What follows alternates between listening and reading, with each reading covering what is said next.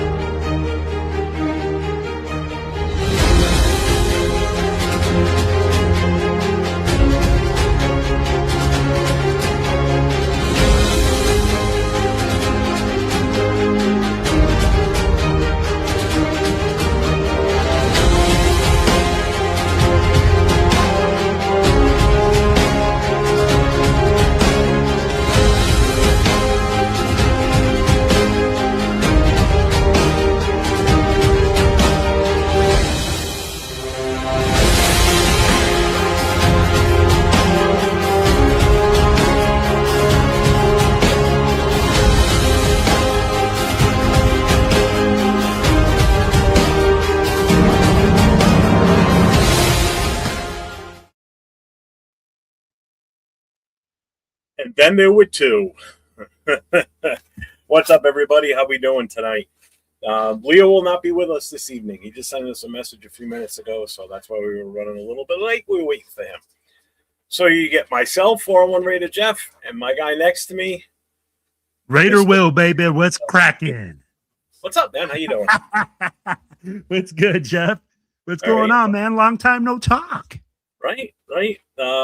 It's been a week and about almost 2 feet of snow difference from last week to this week. Yeah, you ain't lying, man. Even out here in Colorado, I'm starting to get a lot more snow.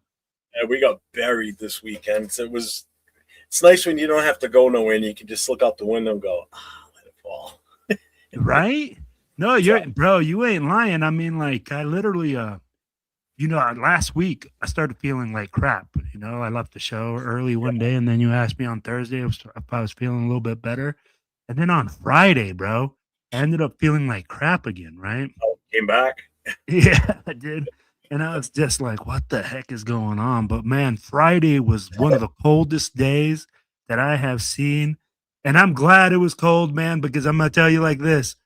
Hey, that game, that fourth quarter in Denver, holy smokes, bro.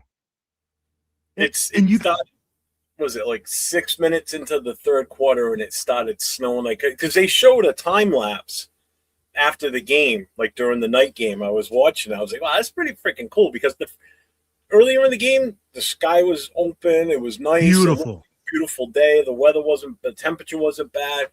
And then, bam, second half started and it started getting cloudy, and then the snow came. And you just watched the field throughout the third and fourth quarter just go from green to just pure white. I was like, holy crap. You couldn't even see the lines. And this was the first time I saw them do this, where they did that computer-generated overlay over the field with the lines. So that's the first time I've seen that too.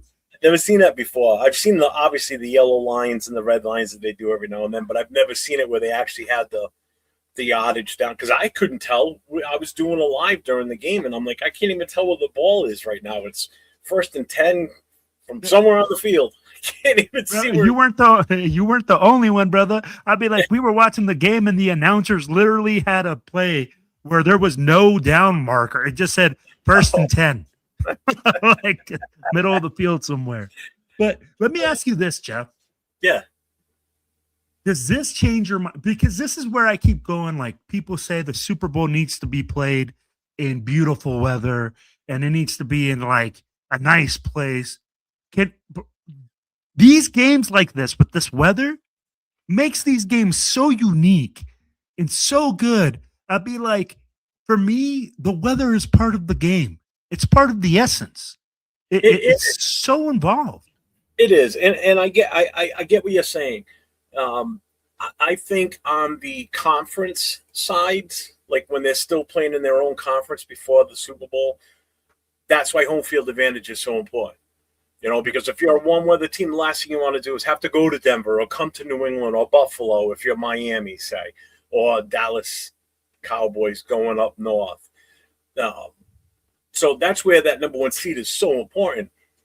But I can understand why they do the Super Bowl in better weather because you want an even playing field for these two teams. So no one's got an advantage one way or the other. Because even in Florida this time of year, normally it's fairly decent and everybody's kind of used to a warmer weather. It wouldn't be fair if, the game was in Green Bay and it's Miami versus the Chicago Bears in the Super Bowl. One's used to playing majority of the season in colder weather, whereas Miami's not. Like Miami always struggles when they come up north, during the winter when they have to go to Buffalo or go to New England. They tried it once with the Giants hosting the Super Bowl at the Meadowlands. It was successful. They got lucky the weather was decent. But could you imagine a game like, just for instance, this past Sunday, if Buffalo would have won in Denver the week before, that game with all that snow that we got in New England would have been here on Sunday in New England. And they would have been buried under 1.5 feet to almost 2 feet of snow. So imagine playing that game. They wouldn't have been able to keep up with it on the field. I can tell you that right now. That snow would probably be about that deep on the field by the time they were done playing. I get what you're saying, and I get like it would be ugly, right? But yeah, it would be a knobberstock or what is it? A snobber knocker. Like, bro, it would literally be, it would be such a tight game. It would bring me back to Gale Sayers running like he was just the wind on some muddy field where people are like, holy cow, bro, this is incredible. And I mean, like, that's where some of those games come out. And I'm like, man, I really wish the NFL would reevaluate that. I get it. I get what you're saying. We want fans to go to cool, great weather games. We're not going to fill up a stadium that people are going to be like, oh, I'm freezing my ass off in Chicago. People would still go, but I don't think you're going to be able to charge the same price either, though. That's the other thing. It's a different experience. I agree.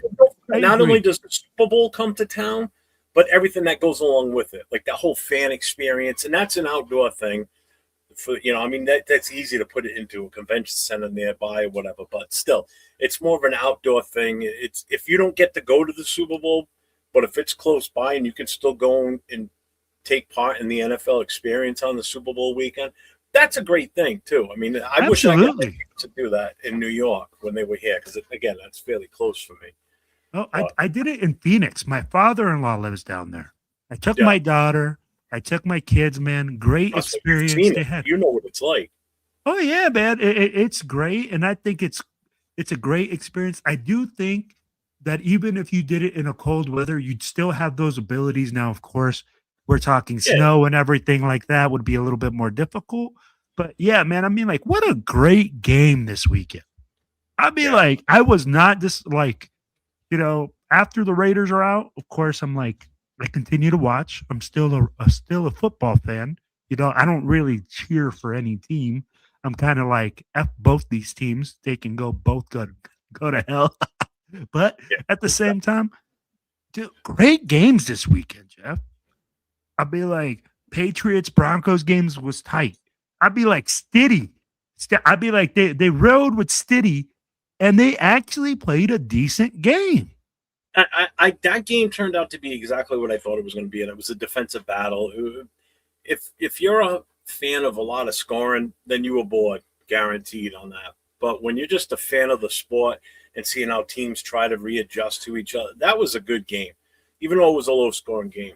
The second game, that was just ridiculous. I mean, that was a great one. I mean, I was more wired into watching that game because of Kubiak and wanted to see what he was going to come up with and how he adjusted and how he handled that offense. And I thought they did a hell of a job with how they came out with that offense, especially with the fact that they didn't have Charbonnet.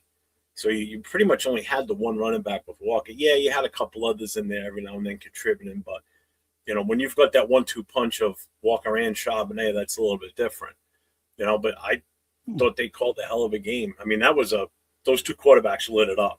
I mean, 360 and the 370 yards for each. I mean, it was insane. Smith and Jigba was playing out of his mind. You're not lying. Oh my God. Bro, and you know what? You also said something, man. Kubiak showed me something in this game because they went blow for blow. This Yeah, they do. this was a Titan matchup, bro. It was a battle of the Titans, and they're just out there throwing haymakers. And Kubiak, bro, there were some play calls where I was like, okay, this guy is creative. He knows how to take advantage of his players, and he puts Sam Darnold in such great position by running the football.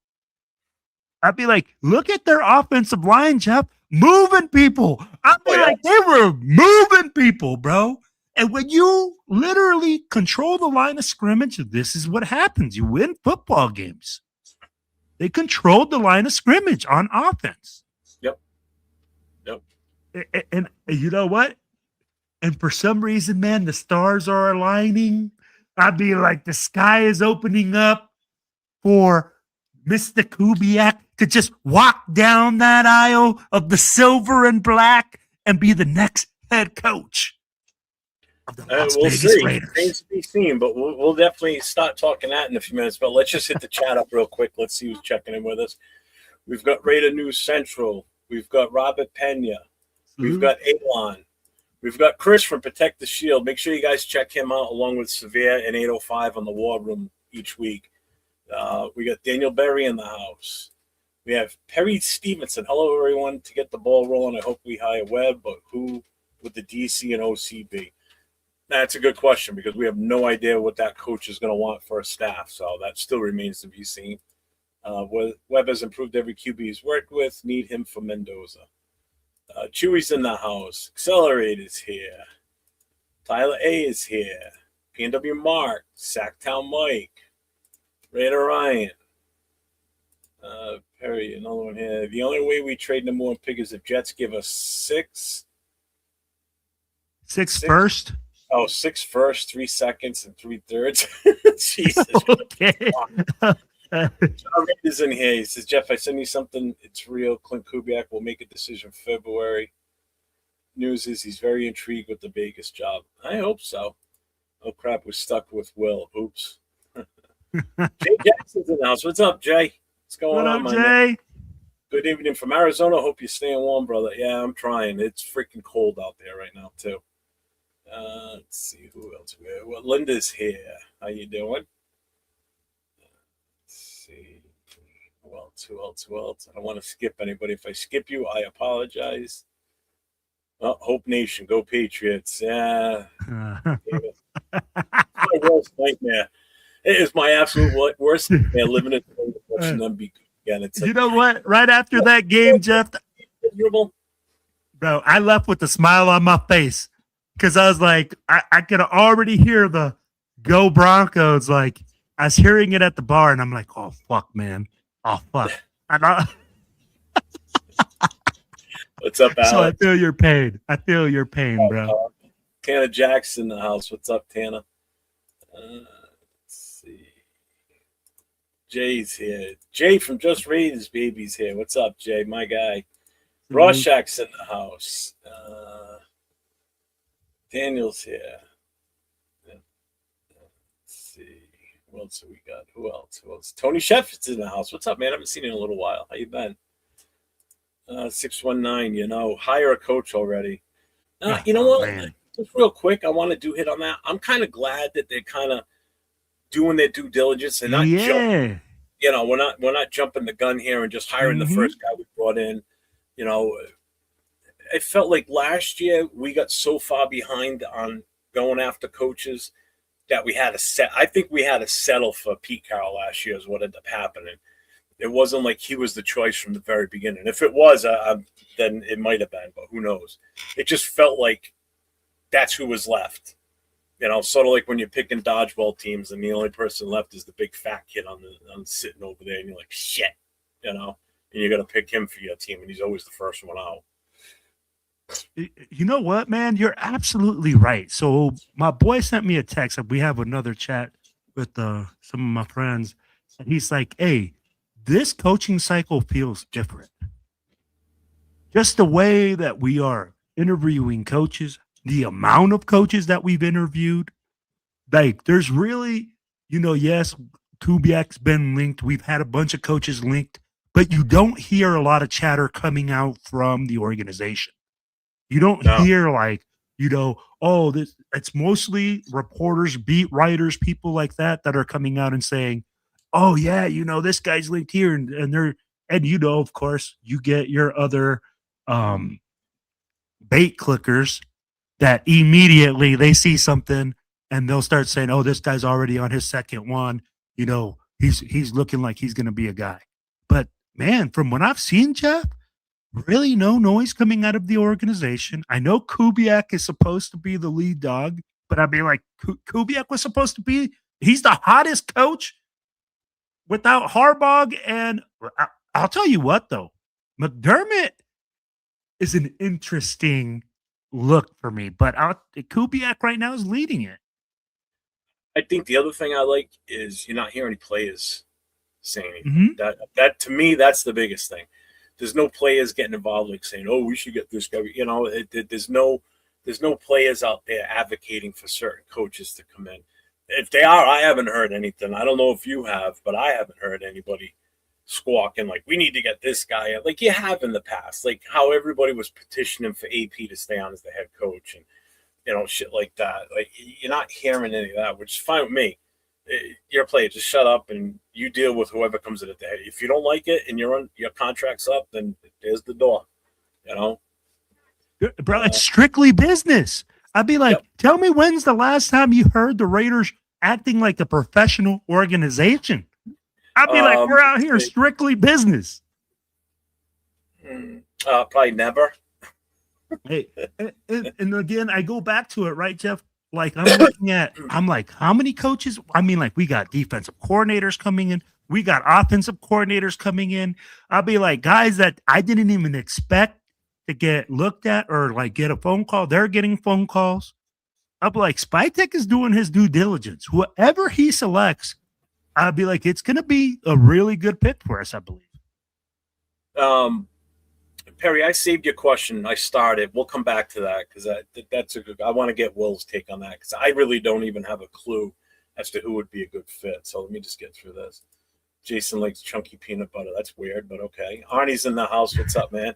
MC, what's up, MC Raider?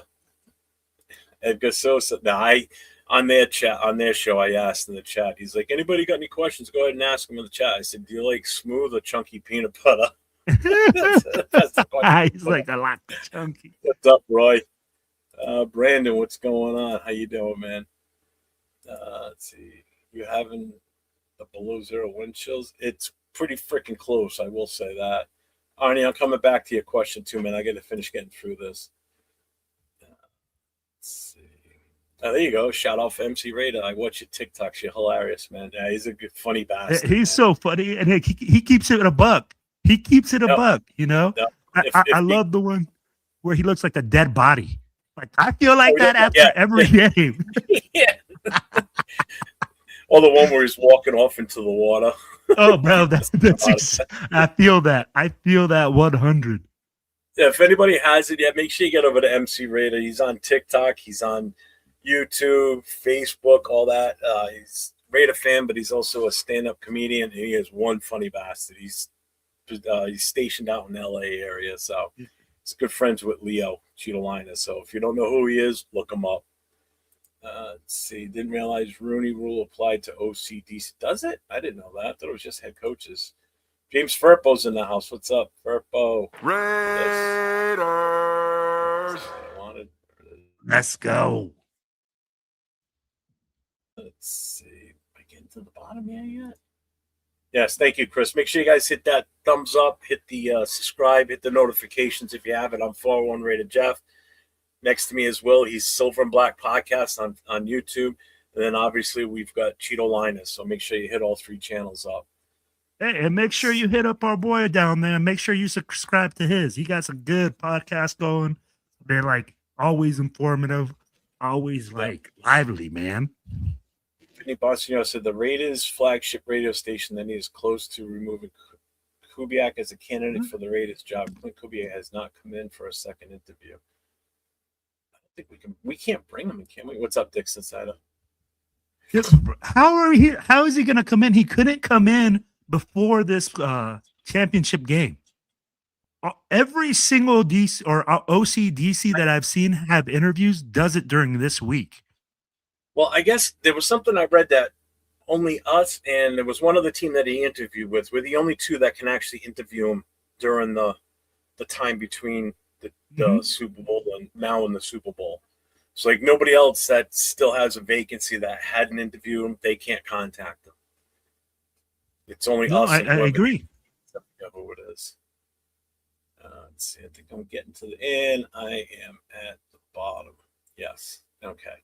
So let me go back to those Mark questions real quick. Yeah. So first, we'll bring up this one. If Raiders hire Webb, who would be ideal DC and OC?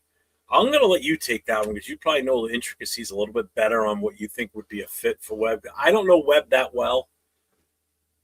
I know Webb, but I don't know what type of offense he would run, right? Because I haven't seen this experience from him being an offensive coordinator. This is where it's tough. Because he's a quarterback coach. He's a quarterback coach. So he's going to come in. He's going to tell you what type of playbook he's going to run. If it's going to be similar to Sean Payton, I don't know. That's his tutor, right? Now you would assume so. My thing is this, Jeff. If you hire Webb, you're taking a big risk. I'd be like, he's inexperienced play caller. He's never had a head coaching experience. So you have to bring in somebody, in my opinion, that would be a heavy hitter. A guy that can come and like either steady the boat or a guy that's going to come in that he brings in. Again, I don't know who he would bring in. I don't know who's in his coaching circle. Yeah, I mean, well, the thing that I guess would kind of like what even options are still out there that are not in the college ranks, you know, for what would be an offensive coordinator. You know, Dayball's going to Tennessee, so he's out. McDaniels went to the Chargers, you know, which is he's gonna kind of tie into the next question that I got here. But I'd be like Kingsbury. I'd be like, you could bring in a Kingsbury, but a Kingsbury's gonna like you're gonna have basically if you hire Davis, I think you're gonna have to take a flyer on it. It's gonna be a whole rookie coaching staff, to be honest with you. You know. Yeah, and then does that force us to have to keep Patrick Graham here because we don't want to go with another rookie first-time defensive coordinator, you know, or do we give Leonard the shot? You know, me personally, I didn't want anybody left from this coaching staff. Nobody, you know, but I think it's going to get to that point where what the hell are we doing? You know? Right? And that's where, like, I go, like, where's his coaching tree? You know, Webb comes from the Broncos. So right now, I don't know who he's coached with before Sean Payton. I mean, like, this guy's young. We're talking like this is his first year really being hot. I think the smart move for him is to do exactly what he's doing. You become the offensive coordinator, you know, you gain more experience and make your name go higher. Everybody, because if you go to Raiders.com and look at the coaching staff, everybody's still on the coaching staff. Nobody's gone. The only one that's missing is Pete Carroll. Mm-hmm. Everybody else is still there. Even Brennan Carroll's still there, which still blows my mind that he's even still listed on the coaching staff and hasn't been shit canned already.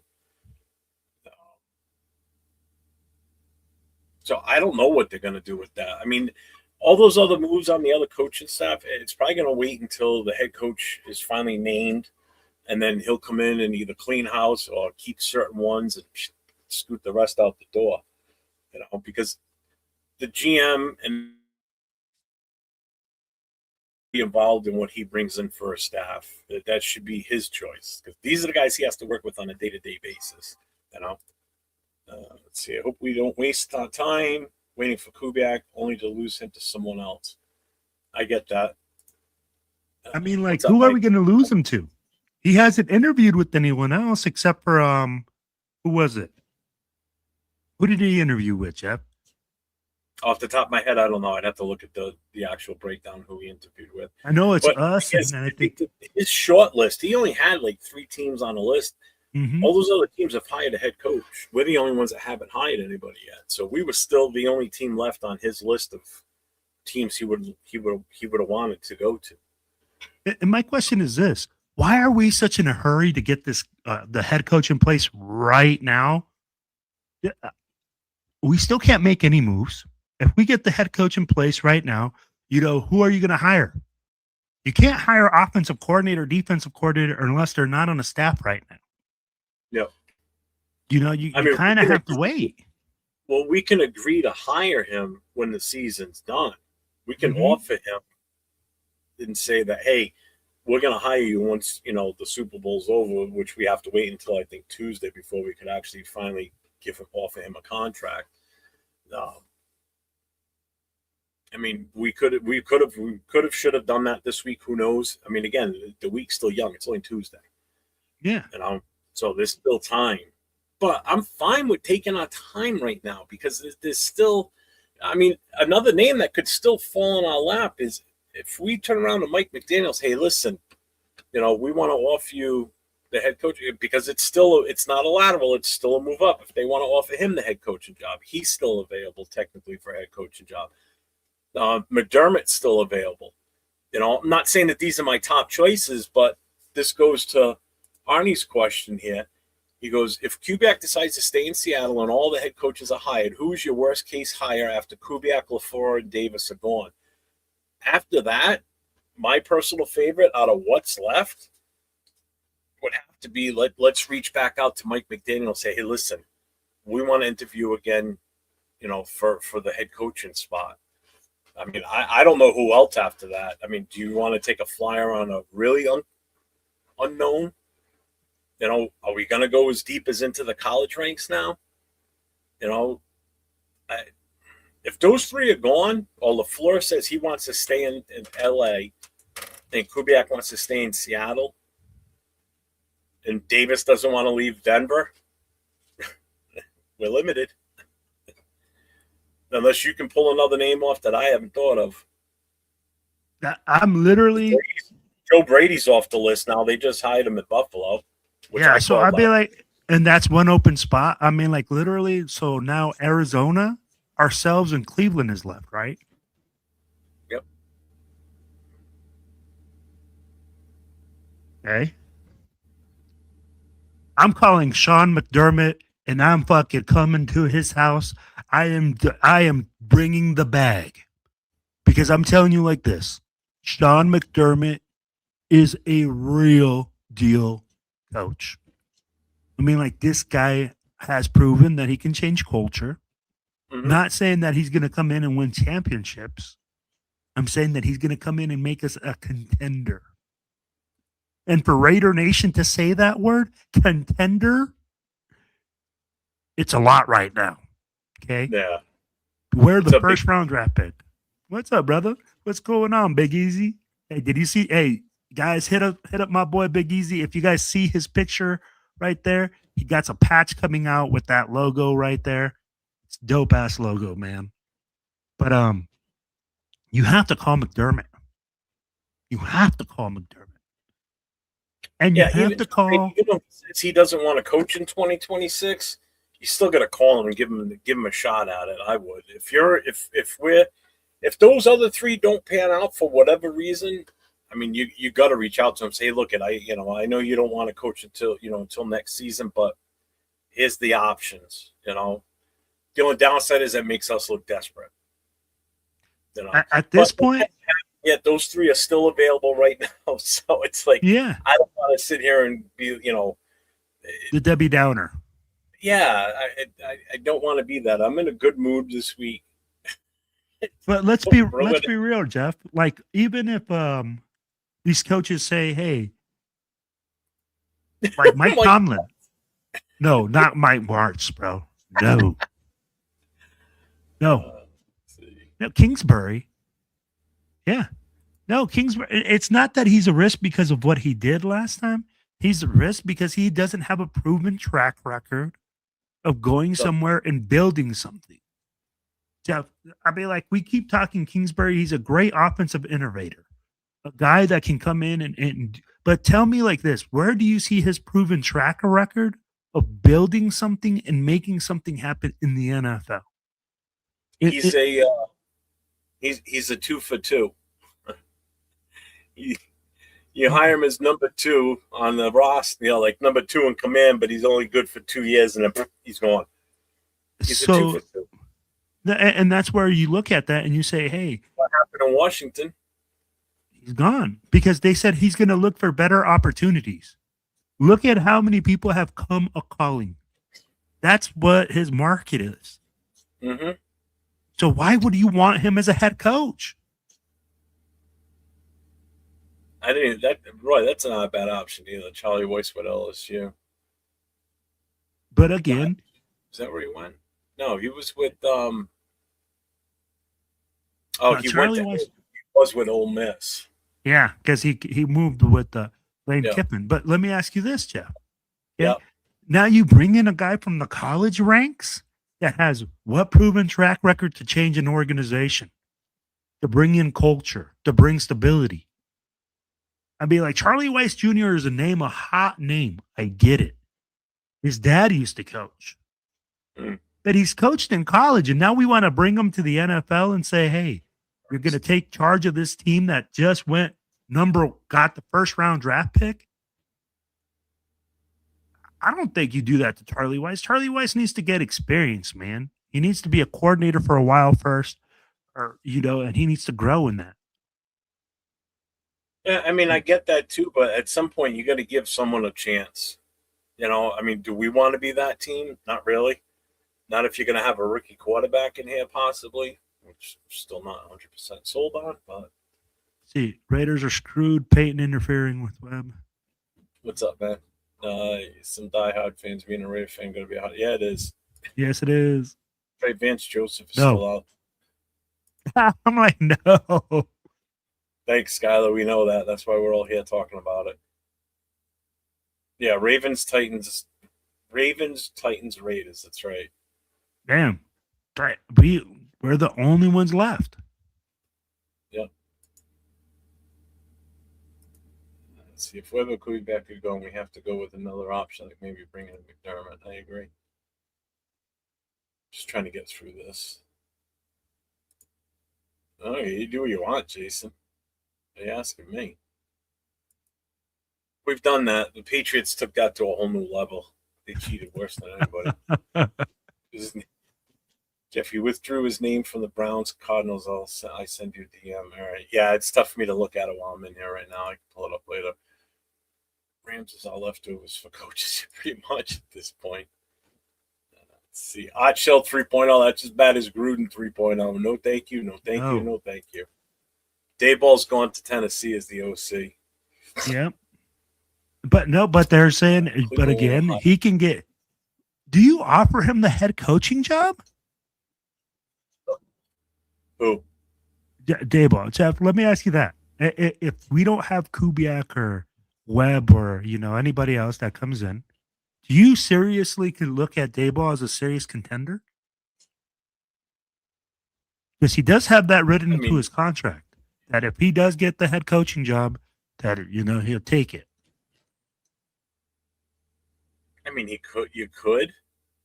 I mean, I wouldn't be opposed to it.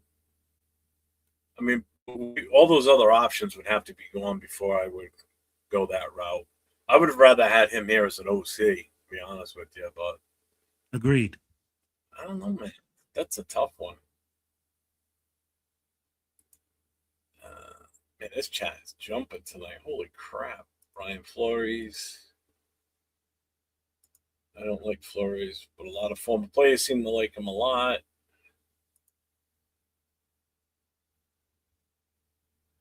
He has stuff fights all the time. Yeah, and that's the thing. Tomlin, we can't bring Tomlin in unless we trade. I'm sorry. Anybody that wants to trade for a coach, but trade away draft picks for a coach, but won't think about trading back from the number one for more, for more picks to get more players, but would be willing to give up anything to bring Tomlin in here, you're smoking something because you're freaking crazy. Why would you strap the team for a coach when you could make the same type of trade by trading away your number one and gaining picks to bring more talent in to fill this roster better. But let's give away our number ones so we can grab a head coach. So Jeff, let me hit you with this, right? If we call Pittsburgh tells me, yo, I'll consider it for a third rounder, fourth rounder, right? And we're thinking that we're going to make that move that you just said. Hey, you know what? And again, Raider Nation's going to implode right now. We're saying Mendoza isn't our guy, right? That's what they're saying. We're going to move back. Then do you really consider if you call Pittsburgh and Pittsburgh says, hey, maybe third, fourth rounder, depending on where the number's at. But that's what we're looking at for Tomlin. Does that make it so? And again, this is where we're saying, hey, we're trading back. We're going to acquire more draft picks with the first pick. We're not drafting number one.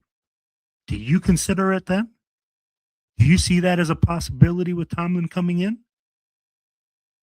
You're not trading away your first or second round. I still don't want to give up draft picks. We can't afford to give up draft picks. The only thing we can afford to do is gain more picks. Do something to gain more draft picks. We can't be giving away draft picks no matter where they are in this draft for a head coach. I'm sorry. I've never been in favor of trading a coach away for draft picks. Oh, I'm sorry, bringing in a coach, trading away draft picks to bring a coach in.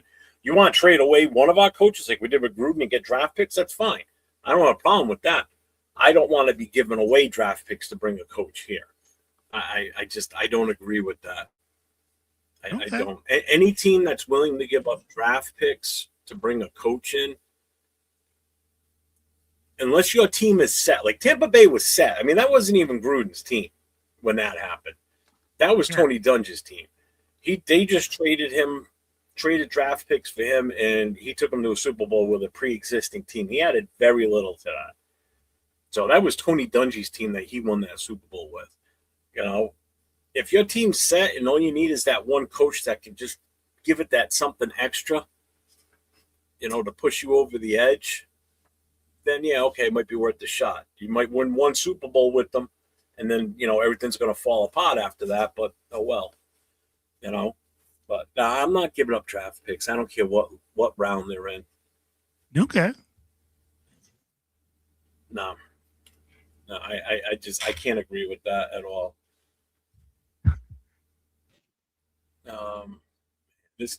This chat is ridiculous to me, dude. All right, Jeff's trying to catch up. We've got, had like 60 people rocking here for a while, and it's just been banging. Yeah. Well, Jeff, let me ask you that. Jeff, let me ask you that. Do you think Mendoza's a franchise guy? No, not at the moment. Mm-mm. I just don't. I'm sorry. I know I get pushback from everybody when I say that, but it's funny because I see other people that do YouTube shows say the same thing. Nobody says boo. I say it. Everybody wants to go for my jugular. It's like I just don't see the value in taking a quarterback at number one when we've got so many holes to fill. If we were ready, like if we were a team that, like, say Gino, say our team was doing good last year, but our quarterback just wasn't good enough, and we needed that quarterback, and this guy happens to fall into our lap at number one, but we've got all the other pieces of the puzzle. We don't know what we've got still. You can only guarantee I can only right now guarantee one offensive player in a skill position that I know is good and is damn good, and that's Brock Bowers. We still don't know how good Genty is because of just how we ran last year, okay? Yes, he's good, but he could be so much better if the right things were in place, all right? So Betch, the jury's still out. Didn't get enough time. Tucker, I'm still not sold on him. Michael Mayer, we still haven't seen the full potential of what he can do as a tight end. Thornton can't catch the ball. He's like another Darius Haywood Bay out there for us. I see him. That's all I see is a skinnier, goofy looking version of Darius Hayward Bay. Okay, we throw the ball, hits him in the hands, and he drops it every goddamn time. Drives me nuts. We really have no backups for running back, so we're gonna have to look at a running back in this draft that's gonna help offset Genty. We're gonna need offensive linemen, whether it's in free agent or the draft. So, but if we didn't need all these other fixtures, and this quarterback fell to us, if we had the number one pick, then yeah, get him. He may have to sit for a while going into next season, but it's something that we can improve in a dire need. Right now, yes, a quarterback is a dire need for us, but we need so much. And just like Vic just said, why the fuck would we trade out of the first round when and if we don't have the first round? You guys are saying to give up draft to get Mendoza makes no sense. Like, we don't have. Why would we give up draft picks? Or not that was. It was the one about Tomlin. Why would we give up draft picks to bring in a coach when we've got so many goddamn holes to fill? You know, we can't afford to lose draft picks. We need more, is what it is. Mm-hmm. I just don't see him. I like, when I consider a value for a number one pick, it's somebody that I'm drafting is going to be put on the roster starting right away. A plug and play type of player. Mendoza's not a plug and play. I'm sorry. He's not going to be starting week one unless he absolutely just blows everybody away in preseason and just, you know, from the first game goes out there and just has a freaking killer game and it just keeps going. A guy like a Caleb Downs or Bain or Reese, those are guys that are going to, as soon as you draft them and you get that card up to the podium, guess what? Get his ass on a plane back to Vegas, start getting his sizes for his uniform for week one, because he's going to be starting right away. You know those guys are going to start immediately because they're just that talented. Quarterback needs too much support to be effective. He needs a supporting cast. And if we don't have a supporting cast for a rookie first year, number one overall pick, that's not value. You know, a defensive end doesn't need a massive supporting cast around him. He's going to go out there and do his thing, whether he's 1-on-2 or 1-on-1. He's going to get his job done somewhat in one way or another, you know, or a linebacker. He's going to get his job done regardless. Quarterback, if that supporting cast is bad, it's going to be a bad sitcom. No, and you know what?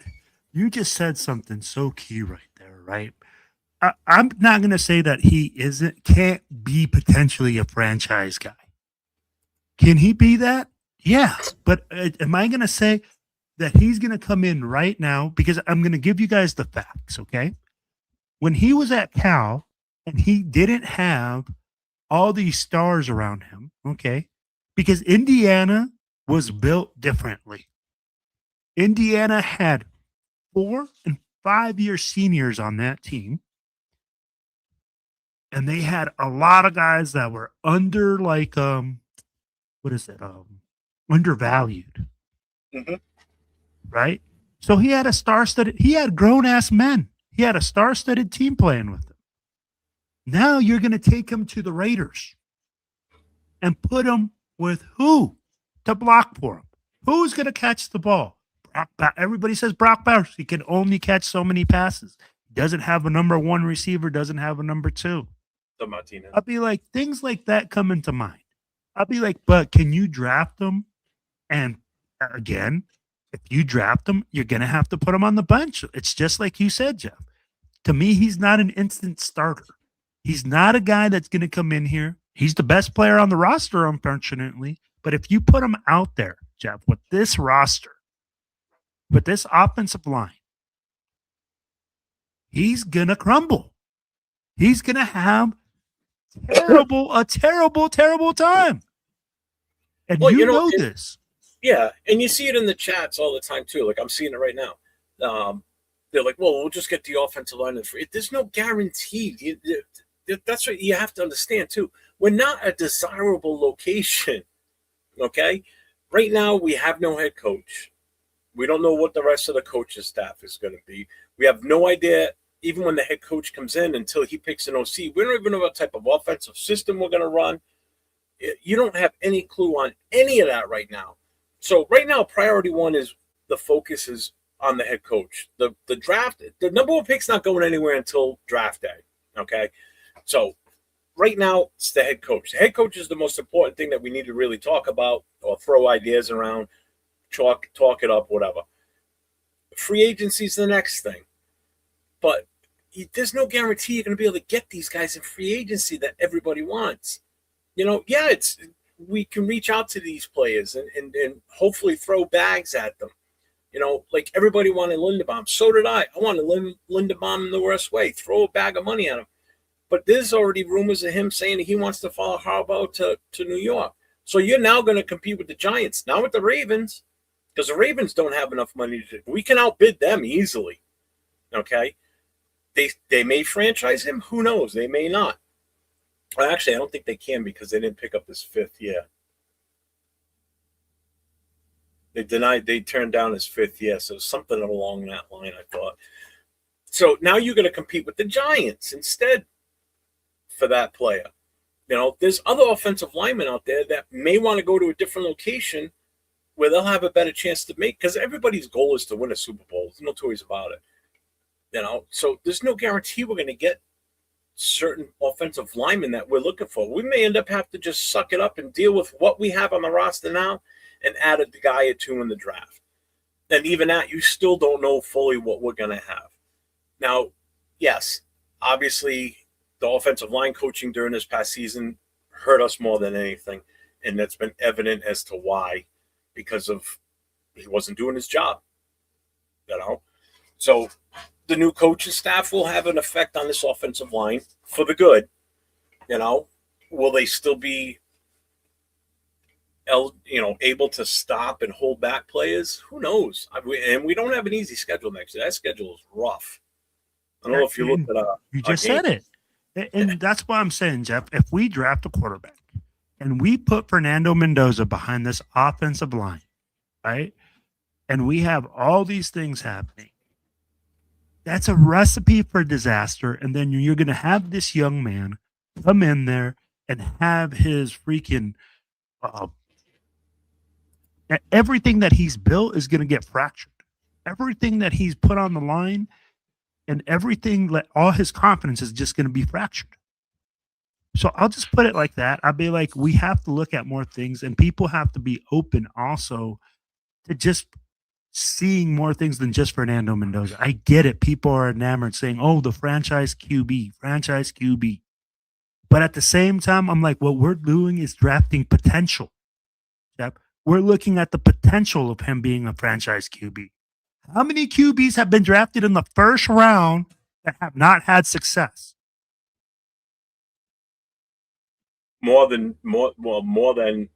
more that don't have success than have success. And then is it because they go in there and they have these like the guys that have success, they have quality pieces around them. They have quality coaching. They have quality players there. They have people there that are able to take advantage of what they can do. Do we have all that in place yet? No. So we got to look at that. You have to give those guys all the ability in the world to be successful.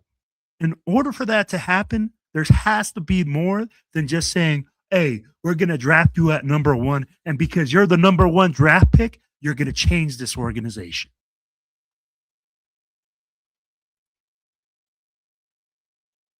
Trade Max for Tomlin in Pittsburgh's first.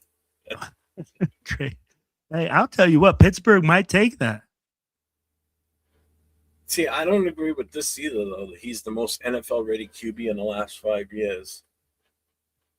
Jaden Daniels just came out. Did we not see what Jaden Daniels did last year? Are we not looking at what Drake May and Caleb Williams are doing this year? I'd be like, come on now, man. Come on. I mean, Drake May, obviously, he got even better once McDaniel got there. Much as I hate to say it, McDaniels, I fucking hate that fucker. That was the best thing that could have happened to that kid because he had a phenomenal year this year, and I hated every minute of it. Yeah, see, and I know someone else said you want AOC to start. I never said AOC to start. There's so many. There's other things we can do.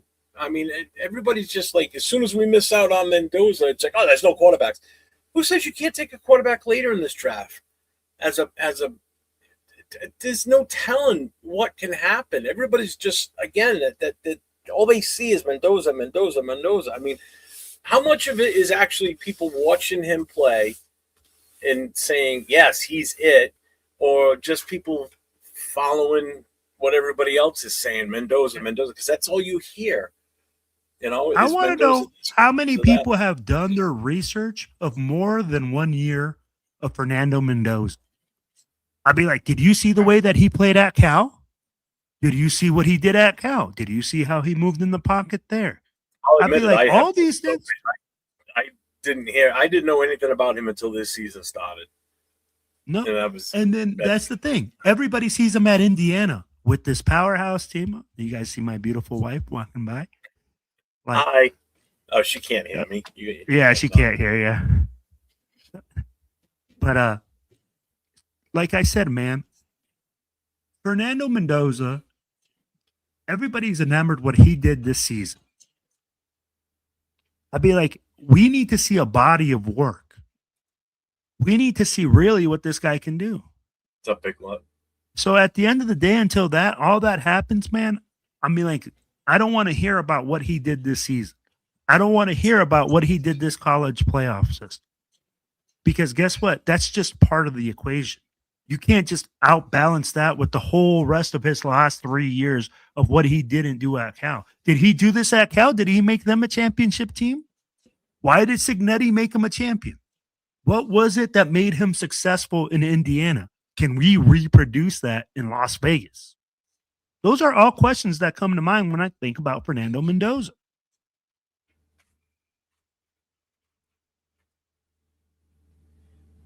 Again, it's not how much money we have. It's whether people even want to come here. That's the problem. I love it. You're talking about who's going to block for him. Who's going to catch the football? We still got to get a number 1 and a number 2 receiver. I'll be like, yeah, if you're talking about $100 million in cap space, and if we do go out and get a number 1 receiver, that's $30 million plus a year, right? If we're talking about getting offensive linemen, if we're talking about getting Tyler Lindenbaugh, that's $20 million. I'd be like, all these numbers, I don't know how many people are going to fill this roster. And how many free agents do we have this year, Jeff? 21, I think. 21 free agents. We have $100 million, but we have 21 free agents to fill that with too. Yeah, but there's a lot of those we're not going to bring back. No, I'm just saying, but those are roster spots. Those are 21 roster spots we have to fill with that money. So I'll be like, I don't know. We're going to be going on the cheap again too, which is why the extra draft picks would help too, especially early on. But absolutely. The roster and O-line won't be the same. You say the roster won't be the same. The O-line, I look at it this way. So if you look at what's on this roster right now, so Colton Miller, left tackle, he'll be here. JPJ, depending on where he plays, he'll still be here. Caleb Rogers will be here. Grant will be here. DJ Glaze will be here, but at what capacity, we don't know. So if you take Glaze out of the equation, that's 4 guys. JPJ starting, Miller's starting. I think Caleb Rogers is definitely a starting at the beginning of the season next year. I can't imagine him being relegated to a backup to start the season. I think you give Grant now another offseason with a whole new coaching staff, new offensive line coach. I think there's your 4 new starters. Now all you need to do is either find a center or another guard, which means JPJ is either playing center or guard. Preferably, I'd rather have him at guard because I think he's better used at guard. And I would put him on the left side. Strengthen your left side. You put you got Miller at left tackle, JPJ at left guard. That you can lock that side down, and you just run Genty off of that constantly, and then occasionally off the weak side. Break it up. Glaze regressed, but I blame that on the coaching. The whole offensive line regressed. Colt Miller was injured a good chunk of the year. we still need depth at offensive line. We need depth. We're going to need at least one or two guys to come in and push these guys to take their starting jobs from them. You know, that's a definite. But again, it's who we're looking at. You know, I know Devin Neal from the Giants is one that I was intrigued with. You know, but what's going to happen there now? Now that Harbaugh's there, now they got a coach there that these guys are probably going to want to go and play for. You know, and they're a young team on talent-wise, like skill position and everything. They got a good defense, young defense, and as good as they were down the tail end of the season, Thibodeau still wasn't playing for them either. He was out injured. So you take that into equation, you throw him into that, and they have a high first-round draft pick, early first-round draft pick. Probably go defense again, or if not, they go wide receiver or something. You know, you got Malik Neighbors over there. You got second-year quarterback coming back with Dart. You got Scatterbo. You got Tracy. I mean, they're right. They're players would want to go and play for them. Why wouldn't they? They're going to do some damage in the NFC East because I think the Eagles are on their way down. The Cowboys are going to do cowboy things. Redskins, who knows what's going to happen with them now? You know, Kubiak's Kingsbury's gone now, so who's going to take over as OC there? Yeah, you know, lots of questions, right? And now we are not in a good spot. And I'm going to tell you right now, Jeff, he's correct. Big Luck, you're right. The roster will be different. The O-line will be different. But then guess what? We're still going to have one problem. We still got to gel together. There still has to be continuity being built. There still has to, if you're bringing in new guys, right? You're bringing in new coaches. You're bringing in a new scheme. You're bringing in all these new things. There has to be time and continuity. And I'll be like, at the end of the day, I'll be like, there is not very much patience in Raider Nation for that to happen. No. So it'll be like, honestly, what can we expect, Jeff? Are you going to expect this team to come in and all of a sudden, hey, man, we signed 2 offensive linemen and everything gets fixed? And a head coach and, we all of a sudden, we draft a couple players and this defense all of a sudden becomes shutout defense. I mean, like we have linebackers all over the field. We have corners all over the field. We have an opposite side defensive end of Max Crosby because, we drafted him too. And a D tackle. I mean, like that's kind of a big wish list right here. And Chewy, I get what you're saying, but in all honesty, remove the first 2 words out of that, QB and the word and. Head coach is the main priority. Head coach, not QB right now. Head coach first, then your free agency, and then your QB. Especially if you're going to draft one. Head coach is number 1, man. Why? And the other thing too is I'm hearing, well, we got to bring a guy in that's a coach that's good for Mendoza. You don't hire a coach based on a player, especially one that you don't even have yet. Well, that's the thing, right? They say, you got to hire a coach based on a player. Coach for Max Crosby. That makes no sense. You need a head coach that's good for the team and the progress that you want to do going forward and the culture and everything that you want to do, not for a specific player because he's good for the Mendoza. That blows my mind when I hear that. Well, I'm not saying he said that. I've heard that elsewhere too. We're going to bring in a coach that's good for Mendoza. No, you don't hire the coach based on who's going to be a potential quarterback. And here's the thing, right? It doesn't want Mendoza. And here's the thing. Everybody's like, well, we'll get Mendoza. What if he doesn't want him? What if he wants to offer a trade to bring someone else in? You have no idea. So now you're forcing the head coach and an offensive coordinator that's going to have to come up with a game plan that suits him best instead of what suits the team and the talent that you have. You got to remember the talent we have on this roster right now, and that's what people forget. We've got very little talent, if any, in skill positions on the offensive side. We need so much, it isn't even funny, but everybody's just so focused on that one player. And that's what drives me nuts. Can I ask you this, Jeff? Let me ask you this. Right now with this hang on, we're at a crossroads with this organization. We've got 2 things, and I said this last week. There are 2 things that a few things that have never happened to this organization before. We need a head coach, and we have the number one overall pick in the draft, okay? And we've got $100 million in salary cap. We've never had all those combinations at the same exact time. This is a potential to set us up going forward for the future and set this team up right if it's done right. Meaning we bring in the coach that we know is going to help propel this team if we give him the right pieces to the puzzle. And with that, I mean, don't just rely on picking that one player just because he's the best quarterback in this draft. Talent-wise, I don't even think he's the number one overall, period, in this draft. There's at least 3 players I can name right now that I think are definitely bona fide number one picks and not him.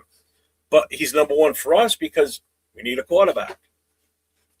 Let me ask you this, Jeff. And this is where my question comes. Because we're talking like people are saying he's a franchise QB. Yeah. If he came out the same draft that Jaden Daniels, Drake May, and who was the number one pick that year? What Jaden Daniels was? No, he was the number 2 pick by the Commanders. Oh, it was Caleb Williams. And Caleb Williams came out. Would he be the number 1 draft pick? It was those two. They were the first 2. No, but I'd be like, with Fernando Mendoza. Oh, hell no. He came out that same year, and we're talking franchise guys. You're also talking a couple of years ago and everything. I don't necessarily agree when people start going back saying, well, would you be the number 1 in this draft or that draft? I mean, he hadn't even had a full year of starting college, to be honest. You know what I mean? No, but even with this season that he had this year, the reason I say that is because right now, honestly, I feel like we're really enamored with this guy because this draft is such a quarterback depleted draft. And it's a quarterback driven league. Mm-hmm. You know? Yeah. I know I'm missing a bunch of chats, but I'm like almost 15 minutes behind on the chat. So I skip a lot of it. I am so sorry, guys. If I missed your chats, your messages, folks, I apologize. I try my best to get to everybody, but when I got to stop and talk, and it's just usually if the third guy's here, we get another guy in here talking, so it kind of gives me a chance to zip through the chat a little bit faster. Why are you scared draft Fernando in number 1? No, nobody's saying that we're scared to draft Fernando number 1. Yeah, but see, this is the other thing though. If it doesn't work out, then now we're gonna have people saying, "See, we shouldn't have done that," and I'm gonna be one of them. I'm like, this is why I didn't want to take a quarterback with number 1. It's not that I'm scared. I'm not scared. I just know in my mind and my thought process when I look at this team and how bad we've been, one guy is not going to fix the problem. I'm sorry. And if I'm wrong, I'll be the first to admit it. All right, everybody else in the world was right, and I'm the lone one that was wrong. I will eat crow, and I will stick up for what I say till the day I die. That's why I didn't want to do it. And I will admit it. If I'm wrong, I'm wrong. But right now, that's just my personal feeling. I just don't think that's the right move. You know? And for me, I'm going to tell you like this. I'm not scared of drafting Fernando Mendoza. What I'm saying is that if we draft Fernando Mendoza, we have to have the right situation for him to have success. I'd be like, it's not like we're sitting here saying, oh, we don't want Fernando Mendoza. If Fernando Mendoza can come in here and make a great change and start getting W's, we're more than happy to have him on this team. But the problem is we look at it and we say that he's just part of the solution. He isn't the solution. He's a part of it. Can we agree with that, Jeff?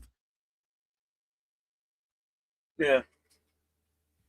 Will question. If we don't draft Mendoza, who do we get at the QB? Certainly not again, so if we don't draft Mendoza, it doesn't mean that in later rounds you can't draft a Trinidad Chambliss. You can't draft another guy that the coach that the coach likes.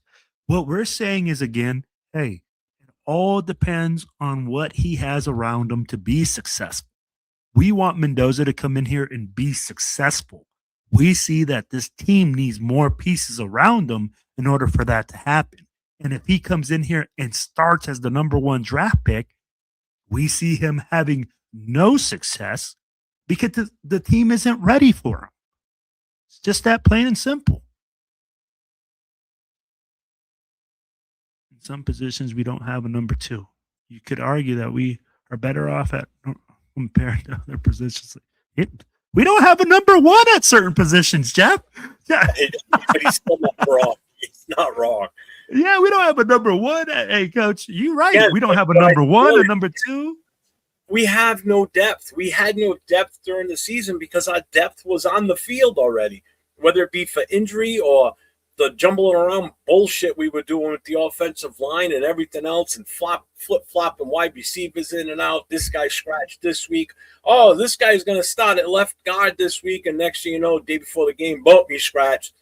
Everybody got excited. Caleb Rogers was going to start one week, and then comes the weekend, it's like, no, healthy scratch. I'm like, what the fuck? What? Hey, when they started telling me Trey Tucker, and people were trying to sell me Trey Tucker as a number one option. Oh, they still do. Some people still do. That's crazy. It's crazy. Dude, guys, develop. Okay, McDermott is a best coach. Oh, sorry, I skipped right over that one that you were just reading. I know Arnie's been asking a million questions on it. There's no way I'm getting to all your questions tonight, brother. I am so sorry. He has a lot of good ones too, man. I like Arnie's questions. He's so smart. He's already pumped through like 10 questions. I tried getting to the ones earlier, but see what happens. What's up, Alex? As soon as I start saying what I say, everybody's like, ah, and the chat just takes off. We haven't even talked about anything that's going on this weekend. So, Will, I'm going to let you have this opportunity. So maybe the chat will calm down for a little bit so I can get through it. There's something big going on this weekend, if I'm not mistaken. Yeah, man. All right, guys. Hey, so give me 1 second here. I'm going to pull up all the information here. Tom Flores is having a thing at Tom's watch parties all over the place. I'll be like, you're going to have these all over the country, guys. If you guys have a Tom's, make sure that you get in contact. I know that there are some Black Hole chapters as well doing it at their local locations. Guys, this is a great opportunity to meet Tom Flores. He's having a really tough time right now, if you guys don't know. And if you guys don't know who Tom Flores is, he is the first Latino quarterback for the Raiders. He's also the first Latino coach and a Super Bowl winning coach for the Raiders.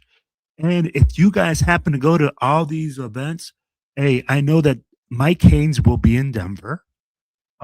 We got here in Sacramento, we're going to have Markham Barnwell, Mario Celote, Mervin Fernandez. You'll see super fans at all these events. They're going to have them in Las Vegas. They're going to have them everywhere. So, guys, make sure that you guys take the opportunity to go to Tom's or hook up with your local booster club that's having this watch party, because it's going to be one that you don't want to miss, man. It's going to be a legendary watch party. And it's free. Free, Jeff. I'll be like, how many times do you hear that word, especially nowadays? Oh, that event already went down. Yep. So, hey, stream is going to start at 1 p.m. Doors open at 11. This is going to be at 1 o'clock. It's going to be a live virtual stream on YouTube.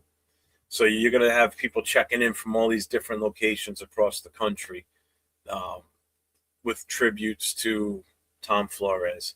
So keep an eye out on X, Twitter, YouTube. As soon as we get a link, we'll make sure it's posted. I'll post it. We'll have it posted up, and we'll be sharing it around. So if you guys want to check it out, look for it for sure. Let me get rid of that. So that's this Saturday. So don't miss it. Yeah, man, it's getting crazy. When I saw that event go up, and I was like, free. I was like, man, that's insane. Especially at all the Tom's locations that they're trying to have players there. They're trying to have people signing stuff. So make sure that you guys get out there, take your stuff, man, especially with your local booster clubs out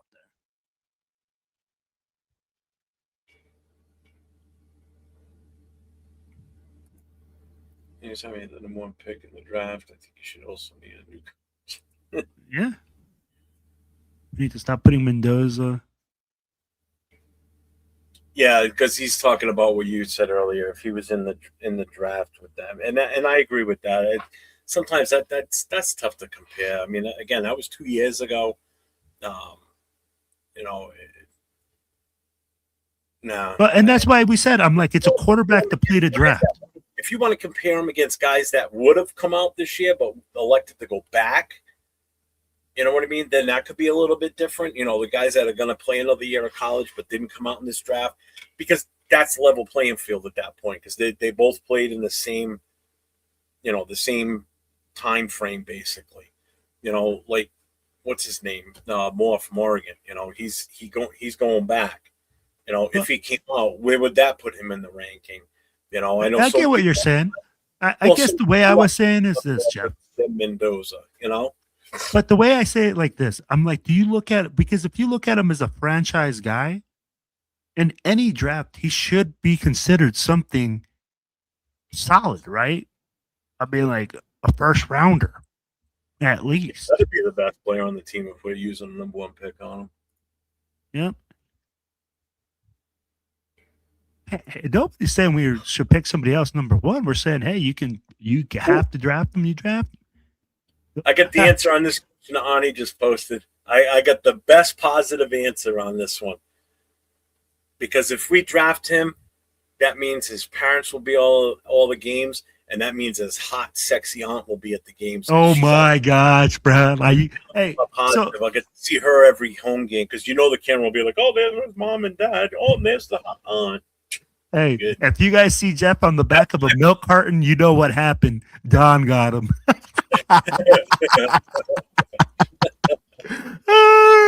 Hey, but I'm going to say this, Arnie. The thing is, with me, I will say this.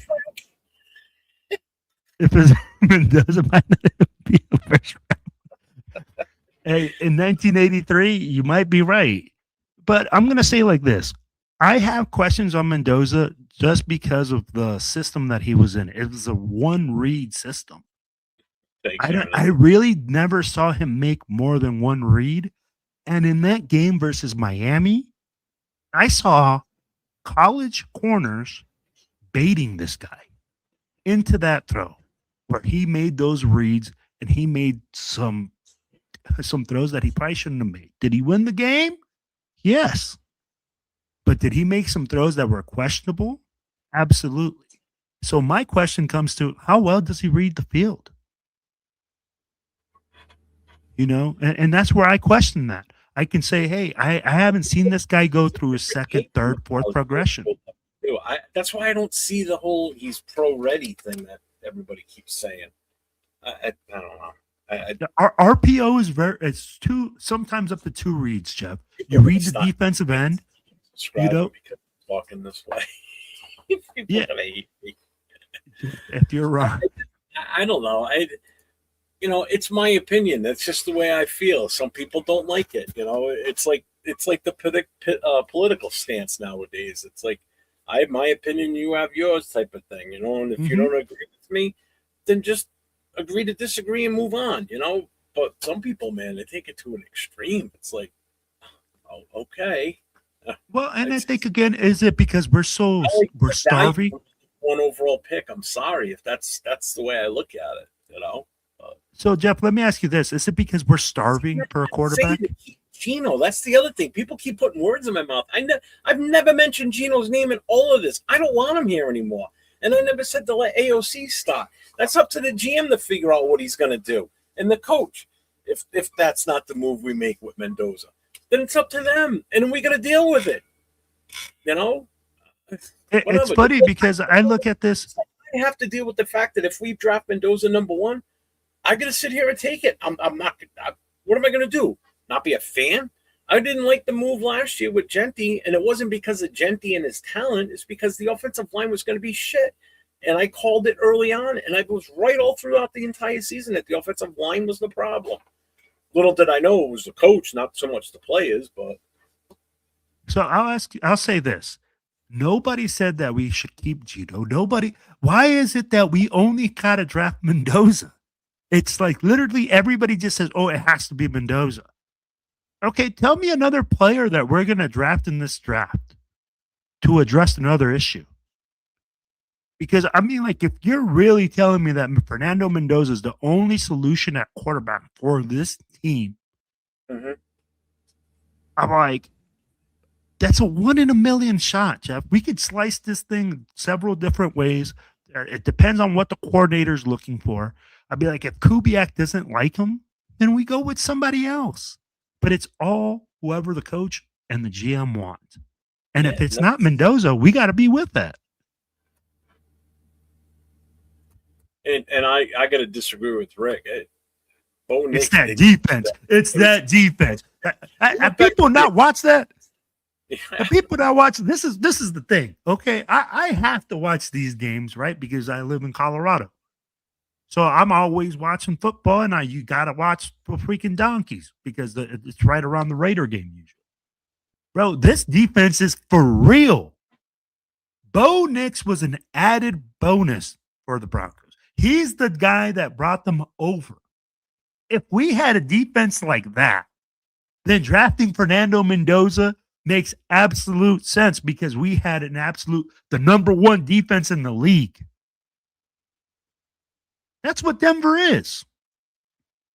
Then you can say, yeah, you have a strong team. But tell me, Jeff, did we have the number one defense in the league?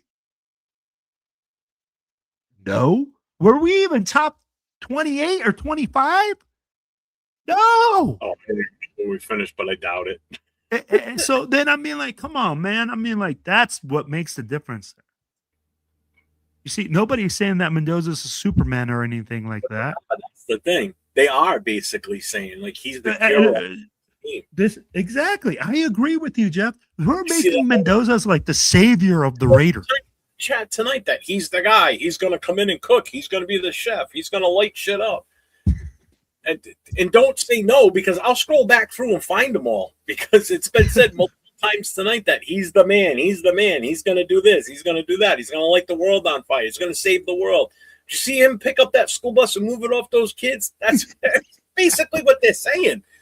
So, and I mean, like, if he is, they are saying that basically. He's the savior. Like, the guy is here. That's what I'm saying. I'm like, we can't make this guy out to be that. Which QB in this draft is better than Mendoza? Arnie, there is no other QB better than Mendoza. But what we're saying is that the reason is because this is a quarterback depleted draft. I mean, like, if you're looking at other things, I'm like, Trinidad Chamberlain ain't no scrub either. That's we just have like over him. I would take Chambliss over him. Not at number one. Before anybody crucifies me, not at number one. That would be if we trade back from number one. Say we trade with the Jets, we move back and we get their 2 first-rounders this year, a first rounder next year. I would take a fly on Chambliss in like the second. You know, if he's still second, third round. Yeah. I would take a shot at him because you know what? You could have something there.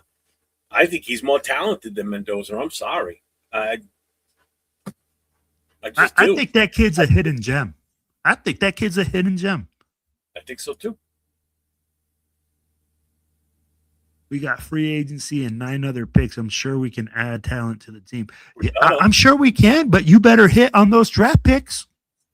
We can't do what we did last year where we drafted and then we got guys that just couldn't amount to shit. The only one, all right, Genty, yes, worked out, obviously, because he's just a talented kid. Porter, I think, is going to be fine. I'm not worried about him. Betch didn't get enough play time. Not really all on him. But when he was out there, he caught pretty much anything that came anywhere within his arm's reach. The kid was good. Do I think he's number one material? No. Thornton, I don't think he had enough experience coming out of college, to be honest with you. He had 25 catches his senior year in college. You know, he had just about the same amount of catches this year in the pros. You know, we need more earlier round picks is what we need to do. We need more guys that we know, like your first, second, third rounders, and sometimes your fourths, especially early fourth rounders, should all be starters, or at least making the roster and be contributing in some factor. Not riding the bench most of the season like you had with Porter. He didn't really get a lot of chances early in the season until later on. Rodgers and Grant. I thought for sure Caleb Rodgers was going to be starting by the bye week. Man, I was way off on that one. Agree. You know what? This comment right here makes the most complete sense. We cannot start him right away. I would love for him to hold the clipboard. This right here, I can agree with. If you draft Fernando Mendoza, number 1, you don't put him in there. You don't put him to the fire. You say, hey, man, you know what? We're going to let you sit on the bench. We're going to have another guy come in here, get beat up, and show you the ropes. Jeff, I think that's a great move if we are looking at drafting Fernando Mendoza and a lot of the issues are not addressed. I mean, like, I agree with Coach. We should be a heavy running game first. We have to. Yeah. We have to. It's the only way you're going to keep pressure off of him if he's the guy. It's the only way you're going to keep pressure off of him. Because that's why I like Kubiak. There and keep flinging the ball. Defenses are just – you're going to look at just in our own division alone between the Chargers, the Broncos, and the Chiefs. You're talking about three really good defenses. Again, our toughest division in the NFL, outside of probably the NFC West right now. The Chargers just got better. Mike McDaniels becoming their offensive coordinator is a big boost in the arm. I'll be like, the Chargers just got better. We got to compete. We got to control the clock. We got to run the football, play good defense. Hey, what's up, Bueno? I didn't even see it drop in here. I'm sorry, brother. Yeah, hell no. Pickens intrigues me, but he just comes with baggage. I think overall, $30 million. Yeah, I think in my opinion, I think he's the top free agent wide receiver out there. But if you want to bring in a guy that could help groom these other kids, Evans from Tampa wouldn't be a bad move.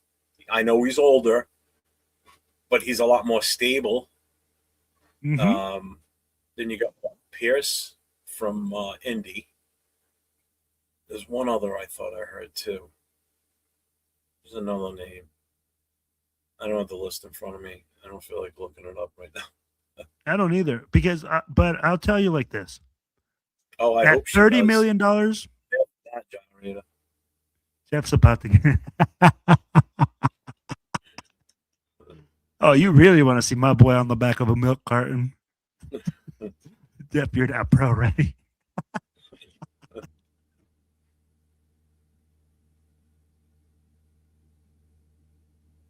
Oh man. But let me ask you this, Jeff. Why is it that right now you feel like that this coaching search has been different? What in your opinion has been so much different for you from your point of view? For what? I'm sorry, I missed. Or this coaching search? You talked to me earlier about this coaching search and how it's different. What have you noticed in this coaching search that you've seen that's different, that really stands out to you? Compared to past years that we've been looking for a coach, we've got a lot of experience with that, but just not good decisions. No, it seems like they're not jumping the gun, like I said earlier. They're taking their time. They're doing, they're bringing. How often have you seen in the past where we've brought guys back for second interviews? I remember that. Multiple phone calls. They go down to Miami for the national championship game. They meet Mike McDaniel down there. They're doing their due diligence. They're not just like, oh, we want this guy and this guy only. They're looking around with what fits best with their vision going forward with this organization. Not necessarily a guy that they can bring in that they know can coach a certain player or run a certain scheme. No, it's what's best for the organization going forward. What's going to put us in the right direction? What type of coach is going to come here that's going to be able to draw players, which we thought was going to happen with Pete Carroll because of the respect he had in the NFL, that players would want to come here. Yeah, players came here, but they were all, basically geriatric for the most part, or they just sucked, like Kappa, Forsythe. It's you need someone that's going to be able to attract players, that's going to be not just attract players to fill roster spots, but attract players that are going to contribute and do something for this team going forward. And that's one thing that I felt that we didn't do last year. We didn't bring in enough players that helped us progress. We regressed. We won one game less than the year before, and that was with a rookie head coach. He put up 4 wins versus Pete Carroll, who's a seasoned veteran head coach, Super Bowl winner, National College Championship winner, and he gets 1 win less. He finishes the season with 3 wins. The guy the year before, first-time head coach ever, gets 4 wins. No, I get what you're saying. They're doing their homework, and that's why I've been saying you have to have patience with this. And yeah, it may feel like coaches are falling by the wayside. Options are starting to thin out. Joe Brady's off the list now, so you can forget him. Daboll's off the list. But when they're signed on as an OC, they're technically not off the list yet. Because you could still talk to them and still possibly pull them away from where they're going to be. It's happened before. Yep. You've seen it happened to us. Himself. Yeah, it happened to us. Bill Belichick did it himself. Mm-hmm. Went and he was going to be the Jets head coach and then resigned on a napkin, walked out and went to New England. So even a head coach, whether he's on that team, whether he's with that team or not, he could turn around and say, you know what? Nah, I'm taking the job in Vegas. Or it can happen to us. We go ahead and hire someone, and before the final decision is made, he's like, "Nah, I'm not taking that job. I'm going to stay where I'm at instead." And you're right, and that's where people got to look at that and say, "Man, I'd be like, it's interesting because it's almost like you said. We want to put the cart before the horse, right? Because everybody wants Mendoza." What? I'm going to say something controversial as shit and giggles. Well, I guess if you don't want to draft Mendoza, then you're down with ISO.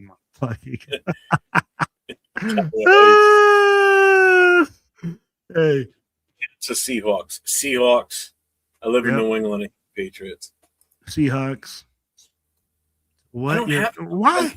In this draft. There's no number 1 QB that you draft that you say there's a franchise guy. We'll put this winning play 90%. What? Who? He's got to be talking about Fernando. No, let's be. Hey, Jeff. How many times did you see Fernando Mendoza audible? How many times did you see him audible? I don't know. He doesn't audible very much. They run RPO. Here we go. It's a read-based system. Everybody's going to start saying it now because I said that earlier about the superhero thing. Yeah. Hey, so it got denied. Now Chambers needs a 6 year to prove himself. Hey, how many years was it Fernando Mendoza in college? I think it shows 4. Isn't he in the same boat as Chambers where he's been? I think he was like a super senior. He wasn't part of the 2020 COVID season, so he doesn't get any extra time. Huh. Because I know that if you redshirt, you get that 5th year senior option. All right, and what are you going to do if he outplays Mendoza and becomes the starter permanently? That's what I'm saying. You don't know what we're going to get. You don't know what these. Who would have thought Brock Purdy, perfect example, would have turned into what he turned into? Tom Brady, by the luck of the draw, he gets picked where he gets picked, and Bledsoe gets hurt. Brady enters, and the rest is history for them for 20 years of their bullshit. Now they're fucking 5 years bad, and now they're Super Bowl bound. Jameis could be a grown ass man playing with college kids. Let him go back. Yeah, Hey man, there's pro basketball players playing in college. this one kills me. How does this guy know that he's going to be a good practice squad guy? So Chambers is the hidden gem, but Shador is trash, right? You Raiders fans. I never said Shador was trash, first of all, so I never said that. I guess Shador should have been a first round draft pick. Is that what is this guy saying? I'd be like, teams passed on him for 5 rounds or 4 rounds, so. I mean, like what? Oh, let me guess. They're gonna say, "Oh, Shador's going to the Pro Bowl." Yeah, Shador's going to the Pro Bowl. I'm like, okay, that's a popularity contest, bro. it's so bad. I want to see that he's all pro. Jeez, man, people are crazy. This is why I agree, Rick. I think Kubiak is a great coordinator with the run game. I love that he goes that West Coast offense. They were pretty balanced this weekend, too. But. Yeah, and it's a great balance to have with the rookie quarterback. If that's the way you want to go. We cannot compete with a top-notch quarterback, and I am fine with he sits 4 to 8 games. He needs to sit the whole year. Yeah, if he sits the whole year, I'm good with that, too. What's up, Manuel? What's going on, my guy? What's up, Fu Chris? What's up, my guy? I wanted to play. Mendoza's best QB we got. He starts. I believe Mendoza was better QB than Kyle was coming out, and he started. We also had talent. Mendoza was Carr was a second round draft pick for a reason, bro. I don't see that either with the receivers from there either. The only one is what the hell's the kid's name? Surratt. Mm-hmm. Right? Surratt. I like him better out of there. If you're gonna take any receiver from that team, it'd be him. Because Omar Cooper reminds me of too close in the name to Amari Cooper. That's the first thing I saw of when I first saw the kid's name. You're like, no.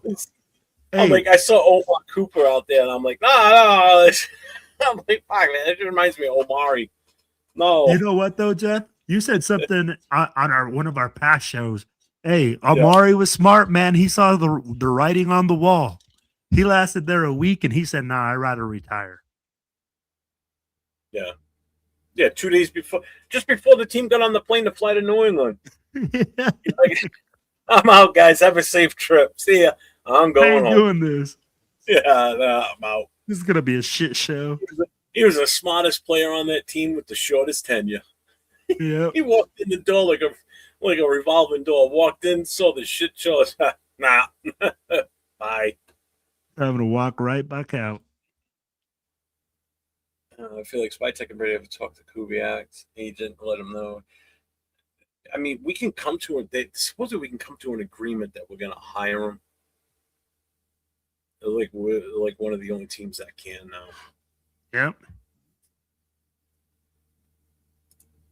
So what's the deal with us having a hidden coach interview? I don't know. Yeah. Yeah. Hey, you ain't lying. We tried to bring Cooper. He said deuces. Yep.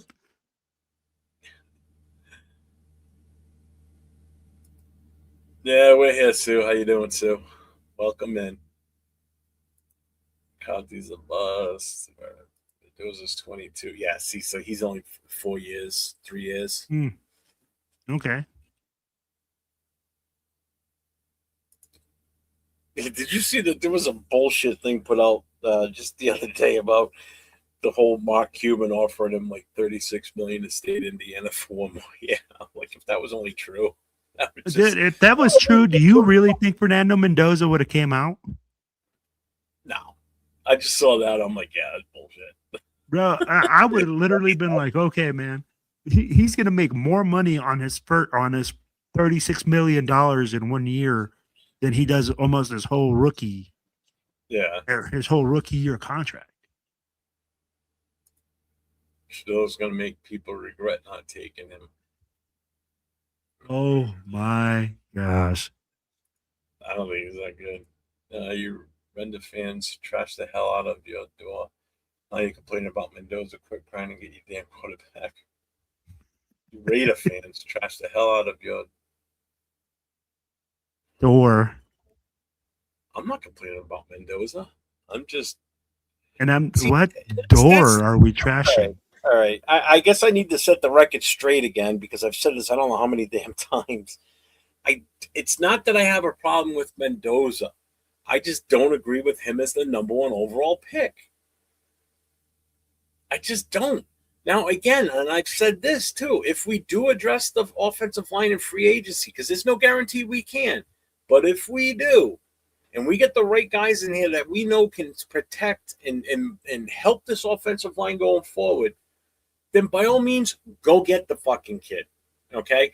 I will be all on board with it. But if we can't address an offensive line in free agency and bring in at least one or two veterans that we know are going to be able to help and not guys like Kappa and Forsythe that I know are going to be able to do the job and do the job well enough to support this kid, again, part of his supporting cast, because the supporting cast is garbage right now on this team, then I'm all for it. Get the right guys in there in front of him. Protect him. It'll help the running game. Help the running game, you help your quarterback. No matter who's back there playing, whether it's Joe Schmo from down the street who walked in, had a tryout, and they loved him, or if it's Mendoza, or if it's Will decides to fly to Vegas and try out for quarterback, and they're like, Will, you're the man. You're going to start for us because Going to the Super Bowl. That's going to make you look like a superstar. Okay? Hey, I'm fine with the kid. I'm not questioning his ability to play the game. I just don't think he's the right fit, and I don't think he's a number one overall based on talent. Meaning, there's guys in this draft that are more talented in different positions than a quarterback, being, unfortunately, Mendoza, because he's the highest ranked quarterback in this draft. And that's one of our glaring needs as a quarterback. I get it. So I'm not shitting on Mendoza and not saying that he can't play the game. I just don't think he's the right fit for us at this time. That's damn. all. Clip that. Oh, trash the hell out. All right, that's what he said. You Raider fans trash the hell out of Sanders. Now you're complaining about Mendoza. Quit crying and get your damn quarterback. And I said the same thing last year about Shador. I was never on board with him from the get-go. I was never on board. I thought the hype was too much because of the name. I didn't think he was that good. And I'm sorry. I in that case, I don't think it was that. I think his talent wasn't that good. I don't think his talent was that great at all. I think Travis Hunter covered up a lot of his flaws, and having a team like that built around him at every stop in college made Shador Sanders that much, or his draft stock that much more weaker as a quarterback. How much did Travis Hunter help him too, though? That's what I'm saying. I'm like, that's why I'm like, he covered up a lot of his mistakes. He covered up. I'd be like, if I watch CU football, bro, like, hey, look at the shirt, Jeff. It says CU. Run, run, run. Bro, we watch the games. I'm telling you right now, I'm like, Shador benefited from having a big team around him. No, Sarad did not look good. Yeah, he made the Pro Bowl. What can you say? Shut your mouth and quit being. I'm not being a fucking hater, dude. I said it. He made the Pro Bowl. He made the Pro Bowl. Hey, the Pro Bowl is a popularity contest. Stop acting like the Pro Bowl is like the All-Pro team. The Super Bowl. He made it. Shit, man. Look at Gardner Minshew made the Pro Bowl a year, 2 years ago or whatever. But he made it as an alternate, and he was like the sixth option as an alternate. So, yeah. And he'll forever be known as a Pro Bowler in that year because, you know, two other guys were playing one was playing in the Super Bowl. This guy was hurt during the season. So by default, he makes the Pro Bowl. You know, it's a watered down version. Thank God they still don't play the actual football game because talk about watered down version. I mean, you go to the Pro Bowl to watch these guys play. You're expecting all the real superstars. And then you go, oh, Gardner Minshew starting for the AFC. What? You know? Bro, it's like the NBA All-Star team now. It's all just a freaking popularity contest. I'm like, it's not. Hey, yeah, it is. When he's being picked by his peers. That's why the All-Pro means more. Yep. All pro Because you're means more picked by it's your voted peers. by their peers. Yep. Let's see. Jarrett Stidham, Aiden O'Connell, Jimmy Garoppolo, Brian Hoyer, Gardner Minshew, Aiden O'Connell, Desmond Ritter. You listed O'Connell twice, but that's okay. Geno Smith, Kenny Pickett, and you guys want a defensive end or left tackle. Okay. Yeah. Yeah. Sorry. Hey, we're not saying that any of these guys were quality picks. What we're saying is that this team isn't ready for Fernando Mendoza.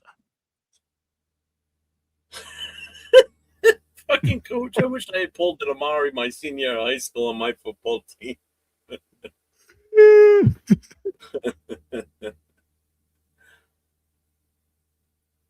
NFC South shall rise again. Oh. What, you mean the division where nobody could decide if they wanted to win it or not until one team lost and by default someone got in? Hey, man, the Panthers, the only thing I remember about the Panthers is that home opener last year where they fucking came in here with the red rifle and spanked our ass. Oh, that was horrible. Oh, I want us to do an all-black uniform. Pants. Oh, that would be so dope. Black all black. I only want one game. Imagine how much merchandise they'd sell like that, man. If you change the design up on the shirts, you know. Bro, mini helmets in black you would sell. A real authentic style helmet. Bro, on black uniform for the Raiders, that yeah. It would sell like hotcakes. Laker Nation. Football is number one priority over everything else. Social media star rap here. Then I'll believe he's going to make us regret not taking him. Until that happens, he'll be trash. Thank you, Coach. Oh, thank you, Coach. I agree with that.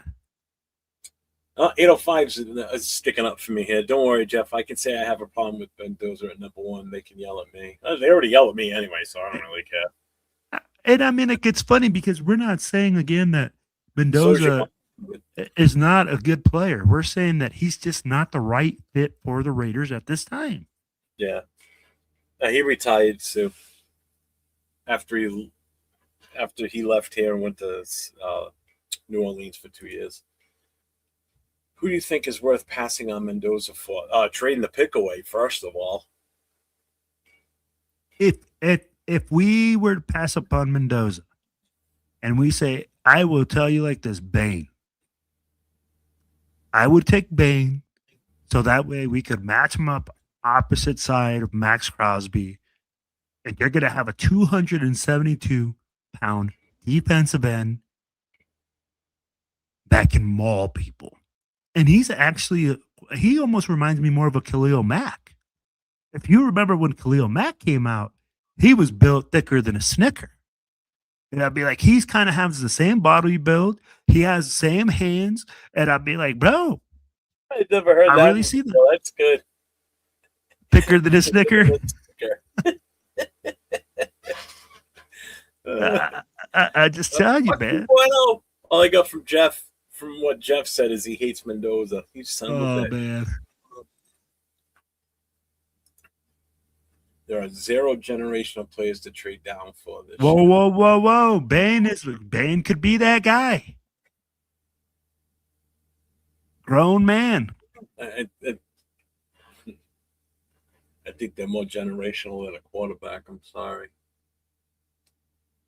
And the funny thing is, I remember everybody last year saying, if we don't get a quarterback, 2026 is going to be a great year for quarterbacks. That's the year. Now they're already saying 2027 is going to be even better. I'm never on that kick. Wait until the next year type of thing. Like, oh, they're going to be better next year. Let's, and that's the other thing you hear. Oh, 2027 is going to be so much better at quarterback. Yeah, you know why? Because of one person and his last goddamn name. That's the only reason. Then you're going to have guys come out like Moore next year. If Chambliss stays, he's going to get another year under his belt. No, he's not staying. They already denied it. Well, they denied it, but he's appealing it. Dude, he's not going to get it. He's going. Raiders have no talent, but I hear your mom's got a lot Facts. of it. Yeah. Oh, jeez. Facts. That's a weak argument. Every great quarterback has help from a great receiver in some capacity. Stop.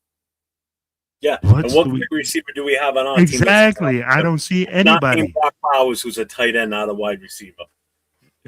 That's a great freaking argument against yourself. Who do the Raiders have? No one. Tim Brown ain't gonna miraculously show up and be useful. Hey, Trey Tucker. Trey Tucker's a number one. Don't you talk about Trey Tucker like that, Jeff. The speedy midget that couldn't out jump anybody because he's so small. 5'8", 165. Then you got Vaughn, who's tall as can be, as tall as a fucking beanstalk, but he doesn't have the strength to out muscle anybody for a ball that's a fucking jump ball. Good luck. He's got a little fucking toothpick on. There you go, Sanders. They're like the size of my two fingers. What the fuck, man? Guys, you seen his calves? Holy shit. Yeah, right here. Hey, Sanders was selected to likes that guy. Hey, let him know why Sanders was selected to the Pro Bowl, Jeff. Let him know. I mean, like, Laker Nation, do your fact checking. This is why. Because somebody else turned it down. Because of Myles Garrett turned it down? Yeah, but I thought Drake May not going in, though, too. Because he's playing in the Super Bowl. So that opened up another quarterback slot right there. Yeah, it's so stupid. The Pro Bowl is flag football 100%. The right is far from the exception, like Jerry Rice. Yeah, there it is. He reverted it again. Sanders was selected in Pro Bowl because Myles Garrett turned it down.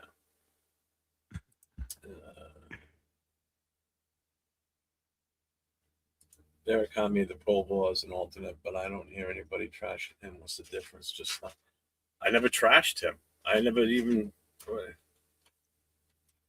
What's your point? I don't get it.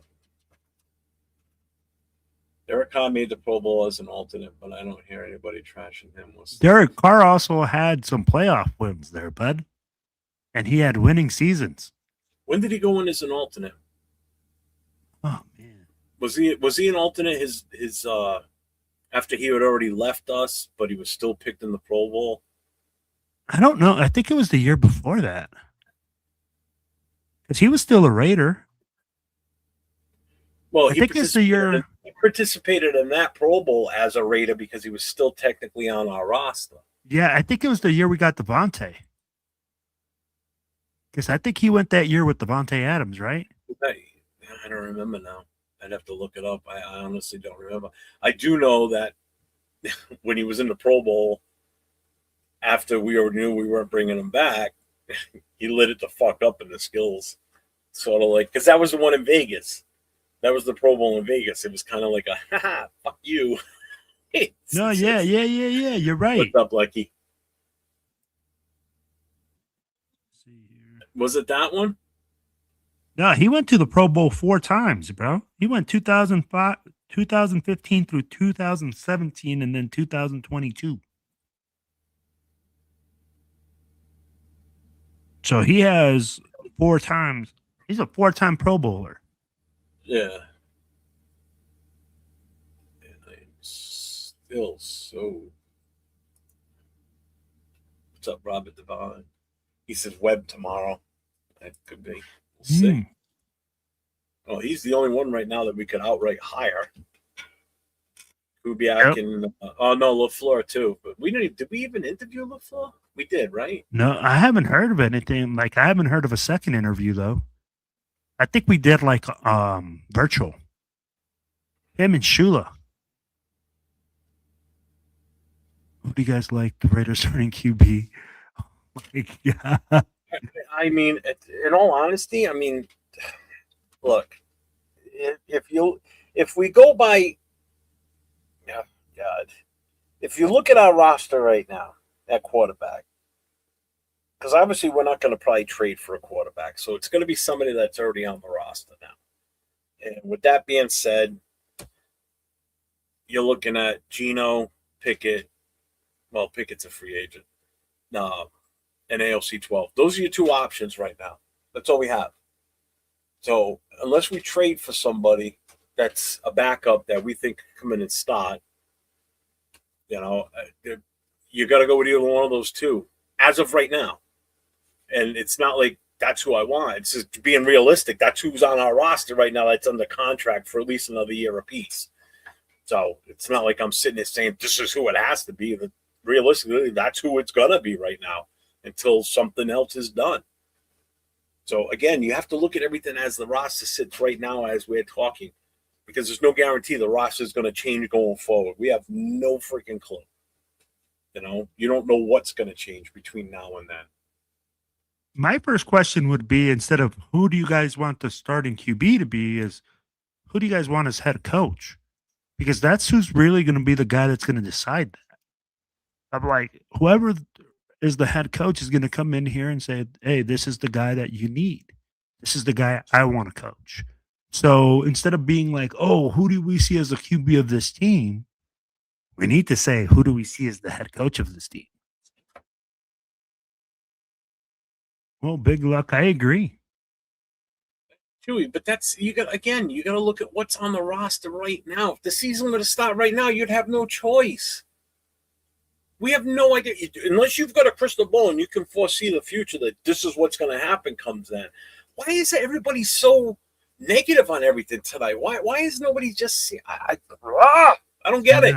Hey, so I'm going to ask Chewy this. How much better is Fernando Mendoza than Geno Smith?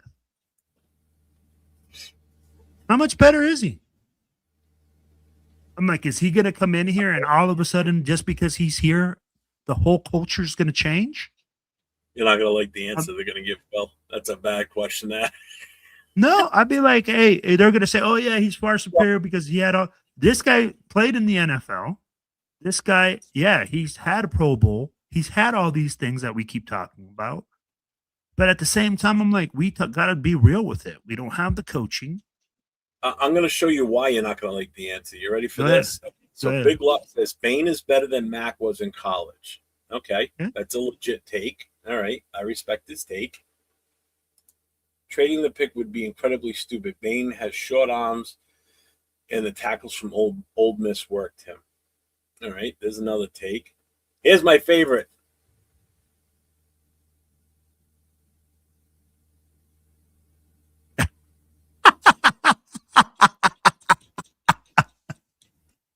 Hey, sorry, wait. Hey, so you're going to tell me that Bain is mid as fuck, but then I'm going to ask you this. What did Fernando Mendoza do in the championship game? 187 yards passing? Uprated dank beta. 187 yards. Tell me that he had this game where he took over the game and made you say he's the number one pick. Miami's defense kept that game close. And Bain's part of the reason. Another one. Bain will get punked in the NFL. Exactly. Don't wait for next year for a QB. Let's see. Do it this year, Mendoza. Albert Sports tweeted Davis Webb left Vegas, is flying now to Denver, and he's going to Baltimore for OC interview. Yeah. See, coach says it too. What makes you say that? And that was this comment. Yep. Let's see, wait till the JV phenom comes out, then get QB. Transfer portal ruin the draft. Oh, definitely, 100%, Bueno. Yep, 100%. Agree with that 100%, man. Yep. If he doesn't like the team with the number one overall, or they feel like they could improve their stock, they will just stay another year in college. Yep, guaranteed money for them. They're not stupid. Absolutely not stupid. Yep. I think Lakers still try to defend you. Yeah, salute to the Madden GMs in the chat. Why do you think Bain will get punked? He's talking to Rick. So here it is. Bain has short arms, and those tackles in NFL will neutralize him. Hey, did you see that against Indiana? Bain played. Bain played against some future accountants. The NFL is different. What? And keep in mind, so someone said earlier that, I think it was Coach, I'm not sure now, I forget, or it was Big Luck, that they thought Bain was better than Mac coming out of college. Remember, Bain's at Miami. Okay? Where did Mac play? Buffalo. How big of a school and what type of schools do they play? Small Division 1A school. Almost 1 AA. Thank you. Let me just put it like this. For good at a bigger school like a Miami or Alabama or shit like that. No. I'm not saying that. But you got to compare apples to apples here. I mean, you're talking totally different levels in college, too. Hey, and I'm going to tell you like this. Everybody touted that offensive line and I did too, for Indiana. But that offensive line did not have an easy time in that championship game against Miami. That was probably one of the toughest games they've played this season. I mean, they were getting worked a little bit. Jeff, I'm going to tell you like this. Bain went against Indiana's tackles, Ole Miss, Ohio State, Texas A&M. Who's this? That's the schools that Bain went against. And you're telling me that he just went against... I was just reading the chat, my bad. Oh, the list was the teams that I just mentioned were Indiana, Ole Miss, Ohio State, Texas A&M. Mm-hmm. He played those four schools, not including, the teams that he had at Notre Dame. They played all their guys in the season. You're telling me that this kid didn't go against the best. He went all the way to the national championship game. And Jeff, did he get erased in the national championship game? So how is this guy mid? He shows up at every game, at every level. And you're going to say that he has short arms, that he's going to get erased. But he's been playing against those guys all season long. Division I tackles. He plays ACC football. He played against the SEC. He played against the Big Ten. Hey, you know who else had short arms coming out of the draft last year? And everybody said he was horrible and he shouldn't be picked. And where is he playing in 2 weeks? Oh. Playing in the Super Bowl. Left tackle for the Patriots. Yeah. And I even said it. I'm like, oh, yeah, he's got short arms. He's not going to be good. Oh, guess what? I was fucking wrong. He started all season long. 2 rookies on that offensive line. A left tackle and a left guard playing side by side. 2 rookies. Yeah. And look at that team. Protected for a kid that's possibly going to be the MVP. And the thing is, you know what we're looking at arm length. They see how long Max's arms are, and everybody's like, you're going to be that long. Sort of like you're going to be this tall to ride the ride, and if you're not this tall, you can't ride it. Well, if your arms aren't 33 inches, but they're 32 and a half. All I got to say is John Randall. Short arms. Oh, my God, he was not even him. Look at what's his name? Harrison from the Steelers. Did you ever see how small he was compared to other guys when he's out there? He wasn't a big dude, tall wise. He was jacked as shit, but he was just super aggressive and strong. Randall, same way. And with defensive ends, you almost want them to get short because then they get that edge, and you can get them to get underneath the pads of the left tackle. A 6'5" left tackle dealing with a 5'10" defensive end. It's hard for them to stay low. It's hard for them to stay in position. I mean, but Bain is not a 5'10" defensive end either. Yeah. How often does he get home now? Gets a lot of QB pressures. Remember that. Always leads the league in QB pressures. I haven't seen that many sacks. Seen him miss more sacks this year than make them. It's because he takes too wide of a swing all the time. He goes too far outside the lane. If he would just spin back inside a couple of times, he would just be even more disruptive. You see it when the play's developing. It's like, why is he just not cut back inside? And just because Max Crosby has long arms doesn't mean there's not defensive ends that are successful that have short arms. Yeah, he did it. He did wear eyeliner.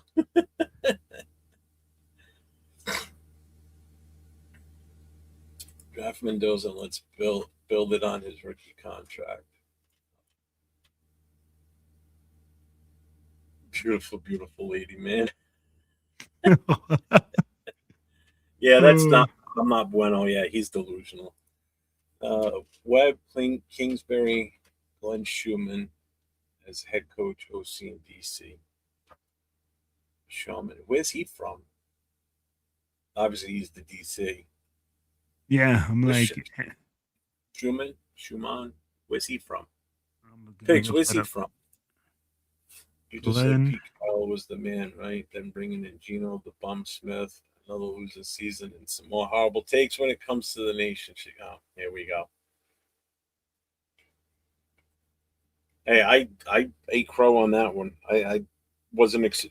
I don't think anybody expected us to be that bad with Pete Carroll here last year. That bit everybody in the ass.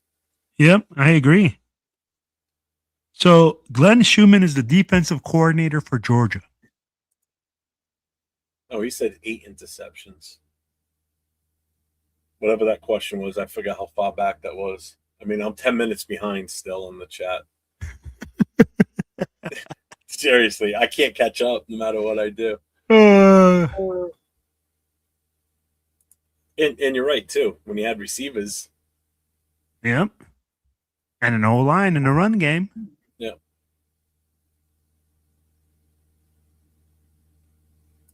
Miami lined up wide, and Indiana punished them with inside run zones.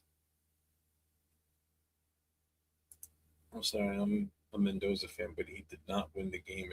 Oh, look at this. So, Ja Raider. I'm sorry, I'm a Mendoza fan, but he did not win the game. If Indiana's defense was not that good, I say they lose it. How about you just take away that block punt for the touchdown? That game's over right there. That game's different right there. They lose that game. And I agree with Ja Raider. I mean, like, again, that's why I said, hey, show me where Mendoza took over that game and made it his own. He didn't. He struggled. I'll be like, that's why I said, I'm like, how are you going to be a franchise guy in the championship game in college football? You can't take over the game. Pig says Bain is fine. Short arm defensive ends are just extremely rare in the NFL versus tackles with insane length on every team. Facts. I can't disagree with that either. Jeff, the Raiders are going to give you an ulcer. They're going to give me an ulcer. They're going to give me another heart attack. Yes, another. I've already had one heart attack in 2017, so don't want another one. Chat's going to give me a heart attack tonight. But O-line in general has been trending down over the last 10 years. Yep. So. That's why we keep saying we have to address the O-line. If you want to get Mendoza, you have to address it. What's up, John? We've pretty much been on the same topic since we started the show. Yeah, we can't. 2 hours ago, we started talking head coaches, and then, as always, I pretty much on every show I've watched, it always transitions to a heavy Mendoza talk. You know, that's why sometimes trying to have a flow on the show just isn't working, because the chat just drives you into the Mendoza side of things. Yeah, the arm debate is destroyable. Yeah, so we're talking Mendoza still. Obviously, we're talking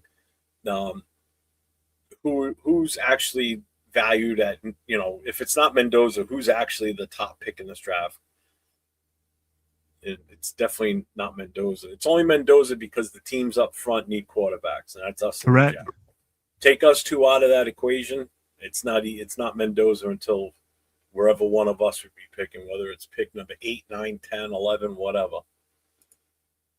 Saying a guy won't be good because of arm length versus body is wild. Hey. Yeah, Will Campbell, perfect example. That's the guy I was talking about from New England. Yeah. Trade Max 2 first. Now, I'm all for that too, man. I'm a Raiders fan since '83. This franchise is second worst is Cleveland. Yeah, you're not lying. I'm always short. I wish Cheetah was here for this Bane propaganda. Yeah, Randall wasn't even. What's his name? Wasn't either. Harrison. He wasn't drafted. Yeah, because people look at them and they say, "Oh, you can't play because you have short arms." Well, you have short arms, what? but you're not. You don't fit the measurables. Yeah. But guess what? They go. Reach. John Randall didn't fit the measurables, but he has a yellow jacket. Yeah. Hey, Harrison didn't fit the measurables, but he has a couple Super Bowl rings and then a big play in the Super Bowl that's probably idolized for like years to come. But yeah, short arms is the problem. NFL has short arms. I don't know. I don't go around looking at measurements. Bain had 3.5 sacks last year. Kudos to him for having a good year. The other defensive end at Miami is pretty. Yeah, what the hell's his name? Begins with an M also. With an M. Mater? Miser? Fuck, man. Because he had a good game. I think he had 2 sacks in that championship game. Julius Peppers was pretty good. Yep. Question was about how much better Mendoza would have been over Gino. Oh, yeah. That's it. Messidor. That's it. I think Messidor will have more success in the NFL than Bain. Yeah, I'll take him too. Yeah. Oh, that's where the guy he was talking about, that Sherman. Yeah. He's from Georgia. He's turned down NFL jobs in the past, but I think we could convince him. Be nice. 2016 O-line was good. Hope we get back there. That was a good O-line back then. Let's not act like Indiana won a lot. They were shit show. I don't think they were shit show. I mean, they won. Yeah, I mean, like they won the national championship. If you're a shit show and you could win the national championship, damn. Then shit, we're a shit show. We should win the Super Bowl every year by that. What happened to the Raiders? I'm gonna get a heart attack if we don't get Kubiak or Webb. What's up, Jordan? Let's see. What were Mendoza's stats in the college football playoffs? I don't know. Do you have them there? No, but they're going to talk about how he tore up the first 2 teams. And, oh, yeah, he had great success against those teams. I'm just talking about the national championship game. So 805 says, I got to get on a show with Jason and Rundown to have this Mendoza discussion. Could be a fun one. Yeah, because Rundown, they're both all for him. So I hear it from Jason all the time. Do you see another Max Crosby in the draft? Could be Messidor, could be Bain. Anybody. Yeah. That's the other thing we gotta look at. It's like how much can we get for a value for Max now? Because after this year, it's only gonna keep going down. That's why we should have done it last year before the draft. And that's why I say I think you could probably get 2 number 1s right now. That's probably maxed out. Love how people cite the exception to the rule. I just can't get on the Mendoza kick. I'm sorry. And again, like he is drunk. Building an O-line before getting a QB is a pre-salary cap, old school way of thinking. This is all but gone with the salary cap and QBs taking 20% of salary. Winning on a rookie deal is almost a must.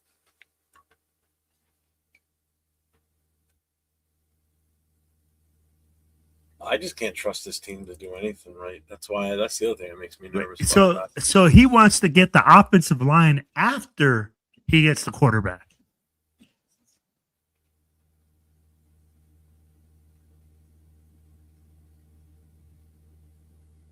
What? So Raiders are doing second interview with undisclosed candidate. If your private individual can request it not be disclosed. NFL appealing again to Supreme Court. John Gruden is still a possibility. I'm just, oh, God. I know you're just saying, but please, no. Oh, that would be crazy. Oh, my gosh. 3.0. So I'm a big IU fan, and I don't think Mendoza would be an okay pro. So you're a fan of Indiana, and you don't think Mendoza would work out. Interesting. But that just goes to show you, man. I mean, people are really divided in how many people really watch the game in the whole season. Just like politics. You've got some that are going this way and some going that way. And it's the same thing with this. It's but I find there's more on the Mendoza side versus the non-Mendoza side in this case. But either way, we're still divided. It's because we're starving for a quarterback. It's because we haven't had one in so long since Derek Carr left. Haven't had a quarterback that we consider a franchise guy, right? So I mean, that's what. And I'm going to tell you like this: 90% of those people think as Mendoza as the solution. They just think we're going to draft Fernando Mendoza, and all of a sudden we're going to win games, and all of a sudden we're going to be competitive in every single game.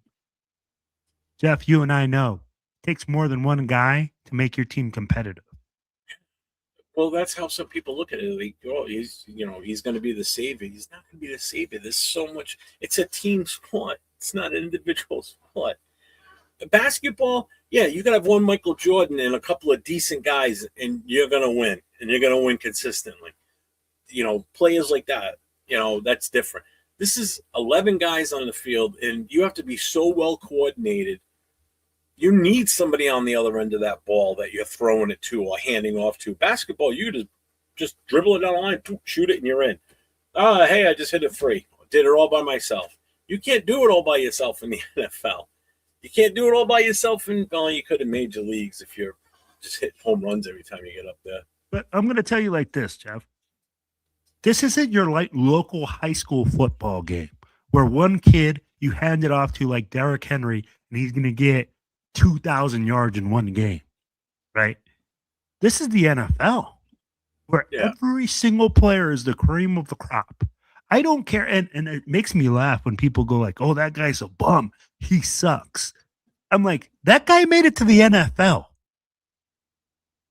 That guy is just not as good as the other guys in the NFL. But does he suck? No. He's the top 1% of every single player that has come through in the whole country. Yeah. So people need to get off that, man. So did Casey get an O-line first? Well, first of all, they had a bona fide starter before Mahomes was there. They had Alex Smith. Absolutely. Mahomes didn't start until the second year there. Mm-hmm. They were a different team then, too. If they build an offensive line around him, then he can march down the field. Do you see another player that's coming out of the draft that's top pick? Yeah. Unfortunately, it's on the defensive side. Undisclosed is Kubiak because of Super Bowl. Could be. Maybe he doesn't want his business out there. Yeah. Jeff's not going to like this. The mysterious candidate Raiders are going to interview that Mark Davis is going to is John Gruden. Oh, no, bro. No. We should sign Jalen Phillips in free agency. Oh, we got a $9.99 super chat from Sal. Very interesting the way coaches been hired. I wouldn't count on Gruden. I wouldn't count out Gruden. NFL appealing again in South Carolina.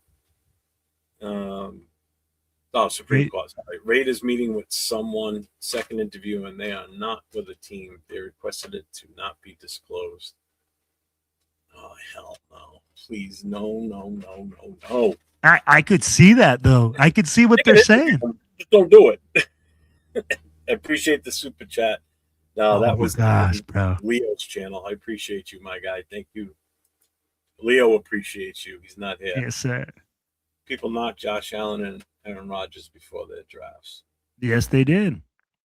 And that's why Aaron Rodgers slid down to 24. And he sat on the bench and he became great. Yeah, people knocked Brady before his draft. What's the point? And Brock Purdy went last man in the draft. So, yeah. That just, you know what? You're just solidifying my point, though, when you say that, because it necessarily doesn't have to be a first round number one overall pick that becomes the gem. You could find one later in the draft. You don't know. Again, just like anything, it's a fucking gamble. You draft somebody, they're it's either a 50-50. You don't know. Yep.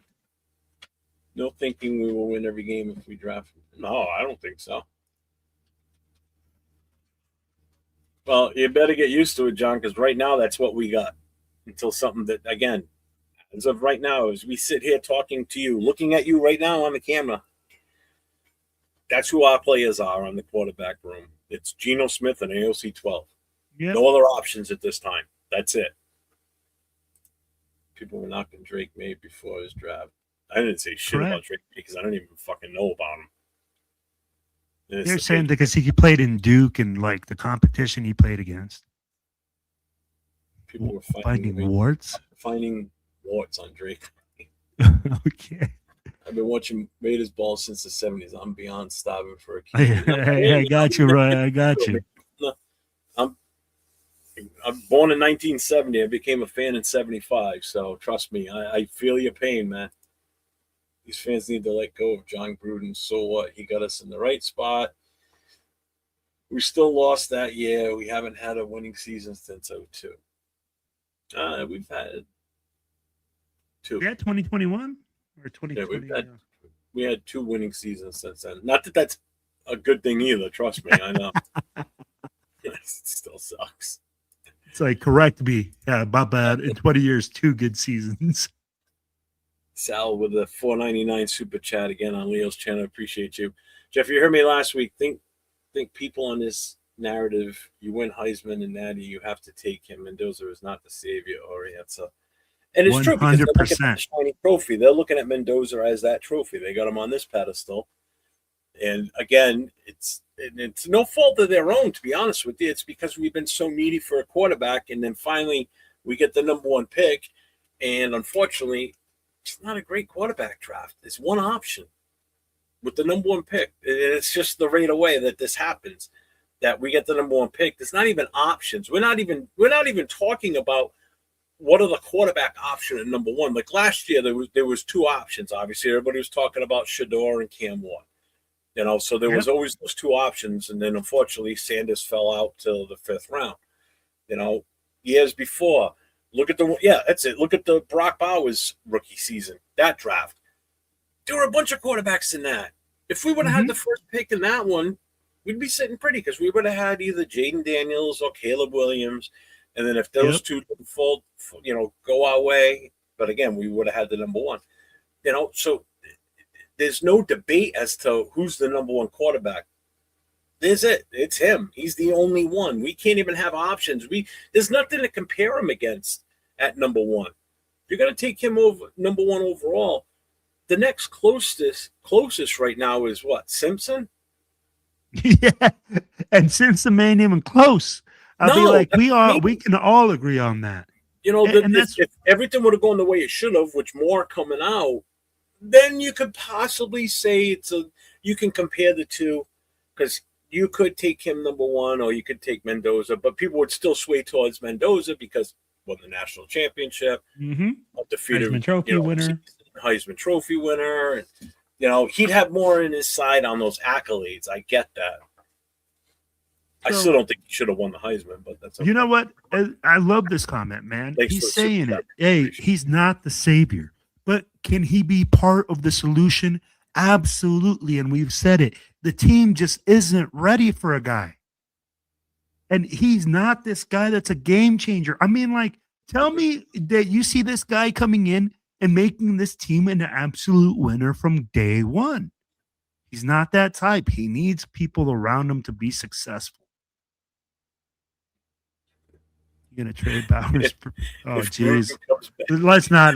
No, dude. No. Unfortunately, we can't fire Mark. That's the shitty part. I hope the mysterious interview is Kurt Signetti. Yeah, that could be. Trust me, I'd rather be him than Gruden. Even though I don't think he's going to leave the college ranks. Not for less than 13 mil a year. Not be disclosed. It's for other reasons that are private. These guys aren't finished products. Mendoza was only 22, and he should get better. There's the thing. He should get better. Oh, Tomlin, I wish. I'm looking right at you in the camera. Am I freaking out? What's up, AL? What's going on, my guy? What's up, Cassie? Patriots are unranked 14th, middle of the road. Yeah, that's with 2 rookies. 2 starting rookies on the left side, though. They're improving from where they were. They needed offensive linemen, and guess what? They addressed it in the draft, and look what it did. How did our last first-round pick pan out? It can happen at any position, no guarantees, no matter what position we draft, so why not Mendoza? No, and I get that. I told you. I'm not against drafting them. It's just... Wait, what does he mean can happen? Our last first-rounder. Our last first-rounder is Genty. Is he calling Genty a bust already? The last first-round pick pan out. It can happen at any position, no guarantees, no matter what position we draft, so why not Mendoza? If you're calling Ashton Genty a bust already, I'd be like, That's not what he's saying. I'm not reading it that way. You're reading how did our last first pan out? Differently than I'm interpreting it. what can you? But what do you be? So yeah, I'm interpreting it different, so I'm kind of He's confused. talking about how the first pick pans out. So it panned out okay with Genti, even though the Yeah. offensive line sucked. Okay, but it still panned out for us in the long run. Ah, I see. Okay. You looked at it black and white. I looked at Yeah. it shiny and nice. No, I get what you're saying. I get what you're saying. You looked at all the other details. I Except looked for at it as like, wait a minute. see, you didn't read the whole book. You just looked at the cover. Yeah, that's what it is. Kubiak or bust. If it's Gruden, the mysterious candidate we are interviewing, and we hire him, I'm gonna lose my shit. Yeah, you and me both, man. I don't see what we would get with Gruden 3.0 that we didn't get with 1.0 and 2.0. We'll be happy when Ooh. he looks at his super chats later. I- Another from Sal, 499. I'd rather trade Or back, Mesidor. get paid to team up with Crosby, build inside out. We can hit next year with someone else's round one, deeper class next year. And that's what I was saying earlier. It's like everybody always says next year's draft for quarterback. But that's value for your first round pick right there. That's total value. Agreed. Because you put those two out there together. First of all, Crosby has never had a guy playing opposite hit of him with the talent of this kid. Agreed. That's number one. That's totally number one. Because as they're double teaming Max, guess who's on single? Who's being singled up? Bang. And his short arms aren't going to matter. Well, and if you're sliding protection, I mean, like you put them on defensive ends, that's what gives you the one-on-ones. Like I said, Leo's going to be happy when he checks his super chats later. Oh man, that guy. He's going to be like, "What the hell happened?" He goes, "I ought to not do shows more often." You're gonna turn down an interview with the Jets? The Hey, Jets. I would too. Let me tell you like this. Why would the Jets be interviewing anyone right now? Don't they still have a head coach? OC. Oh, wow. For OC, okay. A team that's 3-14 with no good QB is always ready for a QB. And those would be the best QB prospect. Of course he's the best. This is the only option this year. There is no other option. If you're drafting in the first round and you draft another quarterback. We have no clue who's coming out next year. Exactly. If you go based on right now, Mendoza's hands down the only one. But look at I love that. Give him a legit O-line. You have to give him a legit O-line. Correct. Hey, if you give him a legit coaching staff and O-line, hell yeah, he's going to bring a great prospect. I'd be like, that's exactly what we need to do in order for him to be successful. Jeff, haven't we said that like 15 times? And get him people to help make him and us successful. Yeah, and I agree. Yeah. It's still going to be the tough feat. Bears weren't ready for a QB either, and that worked out after 1 year, and they fixed the line. Same with Drake May. It can work, but it will take at least 2 years. It could happen, but I'd be like, the Bears. Ass whooped the first year, too. And let's be real. How lucky can you get when you find a Ben Johnson coming out 1 year as a coach? I'd be like, and that's what we're hoping we're going to get if Kubiak's the one. Yeah, that's what we're hoping. We're hoping to replicate and hit gold. And I mean, like, but how lucky could you be? I mean, like, honestly, the Bears, the way that they retooled, they had a massive amount of picks. Mm-hmm. You know, which, oh my God, yeah. You know, and they traded back in one draft. You remember that, Jeff? They traded back to acquire all those draft picks to get to get Caleb Williams. So, and the thing is, and then they went after KC's offensive line. They grabbed two guys. Yep. They grabbed two offensive linemen, which is why KC was so bad, and which is why Mahomes wasn't even a shadow of himself this past season. He was horrible this year. Yep. And plus, he's got he really doesn't have a lot of skillful players around him. He's got Kelsey. That's like the only one he can count on, and he's not going to have him next year. And they're not going to have Mahomes for probably about maybe the first half of the season. So they take two offensive linemen from there. They bring Swift in. Odunze's already there. Caleb Williams is already there. You got Cole Kmet, and they took Loveland, who's another great tight end. and they're off to the races. And look what happened with them. They fall one game shy of making it to the NFC Championship. And I'm sure there was a player there, a nice shiny player that they traded back, and they traded out of that position in order to make that happen. Wait. He's always hurt. Yeah, he hasn't had. He missed quite a few games this season too. This season. Let's see. Mendoza will be that guy and won't be injury prone like these other QBs. Look at Daniel Skinny and keeps getting hurt. Not if we don't protect them. Hey, have you seen? Have you not seen how skinny Mendoza is? Be like, we're trying to make this guy look like he's the Incredible Hulk or something.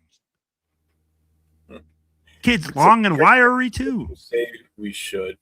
What then? We end up with more clean. Yeah, Farrell's, Abrams, Arnett's, DJ Hayden's. Not really. Whoa. I get what he's saying. I understand it. And if you know anybody that knows Afakasi, he's very passionate about this team, and I get it.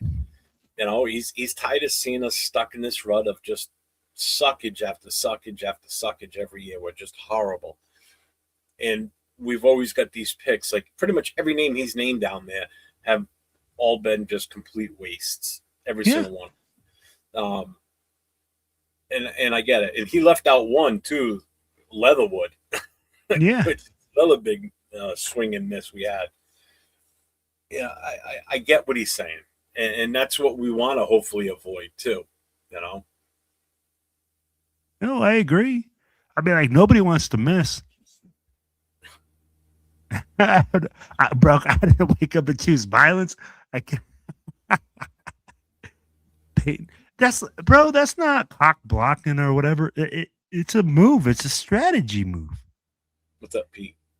Plus, that doesn't stop Webb coming from being the head coach. If you guys wanted Webb to be the head coach, that doesn't stop him from coming to Las Vegas and becoming our head coach.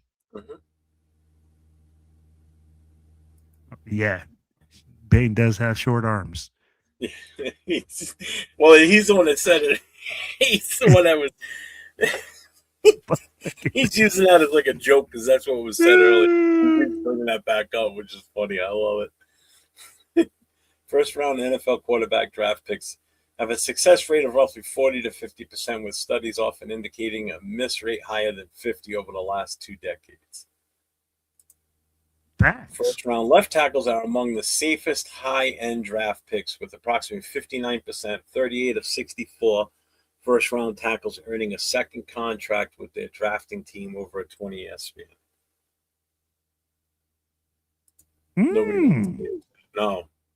That's probably part of the reason why Moore went back for one more year, because he knew he'd be a Jet if we didn't take man. Him. He's like, nope. Sal, love to come on live for fellas and explain to our fellow Raider fans why Mendoza isn't our guy. Coming from a former collegiate quarterback, there's a lot of holes. Another super chat at $4.99. You know what? Hit me up on Instagram. We'll make that happen.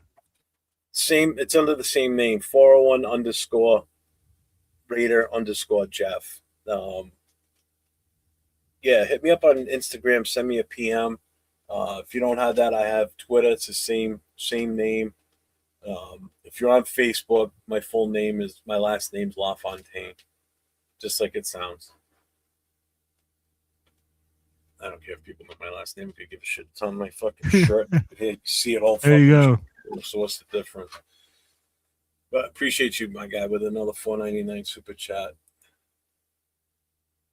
Bears gave up 62 sacks. Yeah, not this past year though, right? Had to be last. Had to be that had to been a couple of years ago. Mendoza will be better than Arch, Sellers, all these next upcoming QBs, college prospects coming into NFL. Mark my words. Wow, how are we gonna mark your words when Arch Manning won't come out for another 2 years? And I agree with you in a way, John. I definitely agree with you. It's not the players; it was the coaching that was the issue. Minus guys like Kappa and although Kappa did play center better than he did at guard. Kappa, Forsythe, Parham has just been I've been on his case for the last 2 seasons. I'm just so done with him. But good thing is he's gone now. He's a free agent, so he'll be bye-bye. Forsyth will be bye-bye. We only signed him to a 1-year deal. Kappa we got for 1 more year. I'm a Mendoza guy, but if we don't get online free agency, I'm sorry. Trade back, draft, late QB, Ole Miss, yep, which is Chambliss.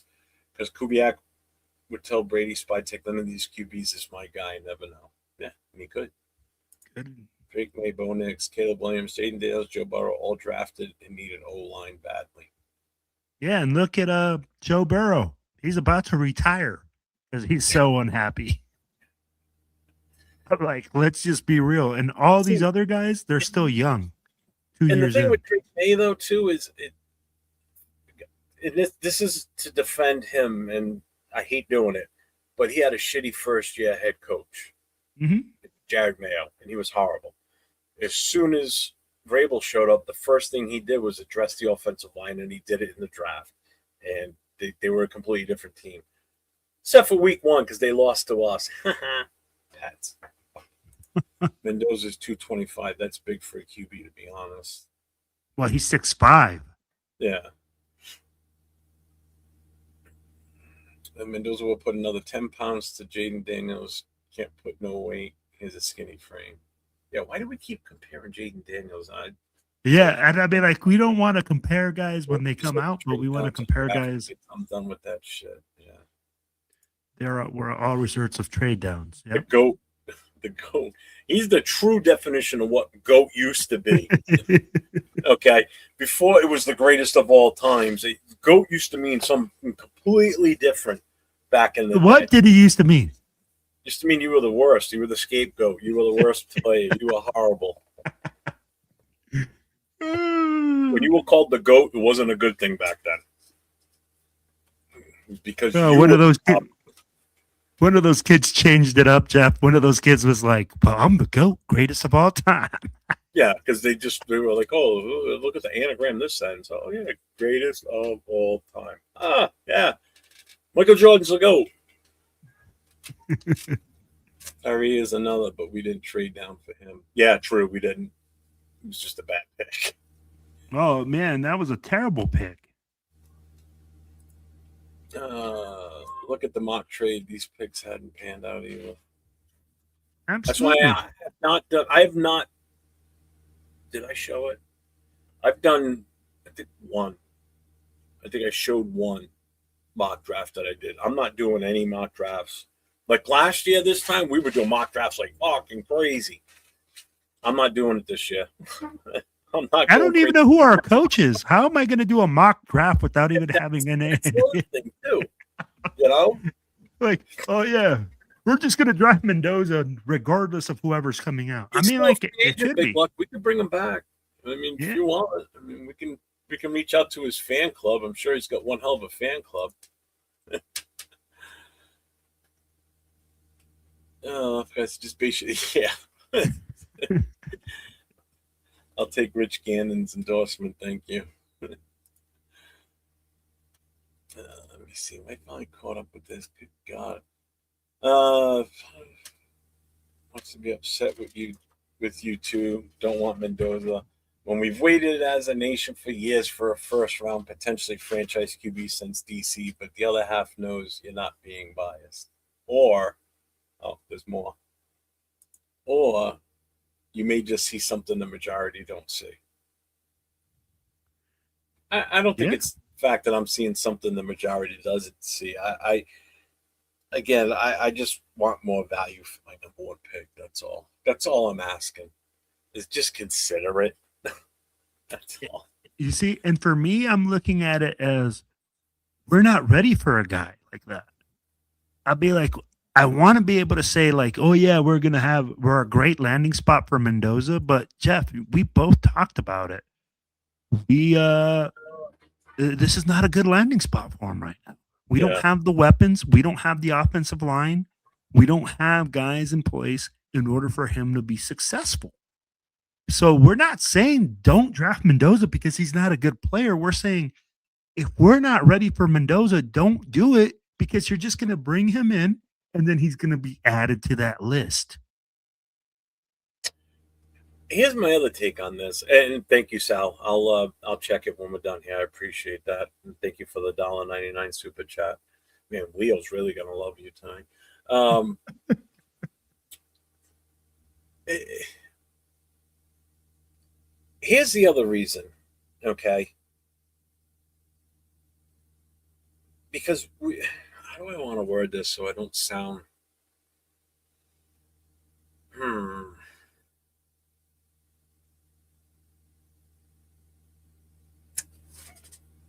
This is gonna come out wrong. I know it's gonna come out wrong with the way I want to word this. I'm just trying to think of how to word this so it.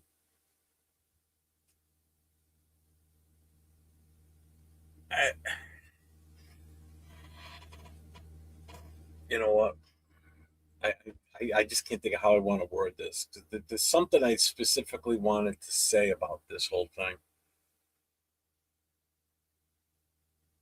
We haven't confidently, no matter who's in charge, and now we're getting this a GM for the second, a GM on his second year. Until I see otherwise, this is what makes me nervous about going and making this move for a quarterback like this. We haven't shown stability in being able to do the right thing in free agency. Okay. And I'm not going way back. Okay. As soon as I start seeing a stable momentum on what we do in building the team going forward, then I could get behind something like taking him overall number one. Am I making sense? Yeah. I'm just trying to like everything in my head's like a freaking rat's nest right now as I'm What you're trying to trying to say is that you want to see stability. You want to see. yeah, And like here's the I thing. want to Here's see the if hard thing. we're moving in the right direction first.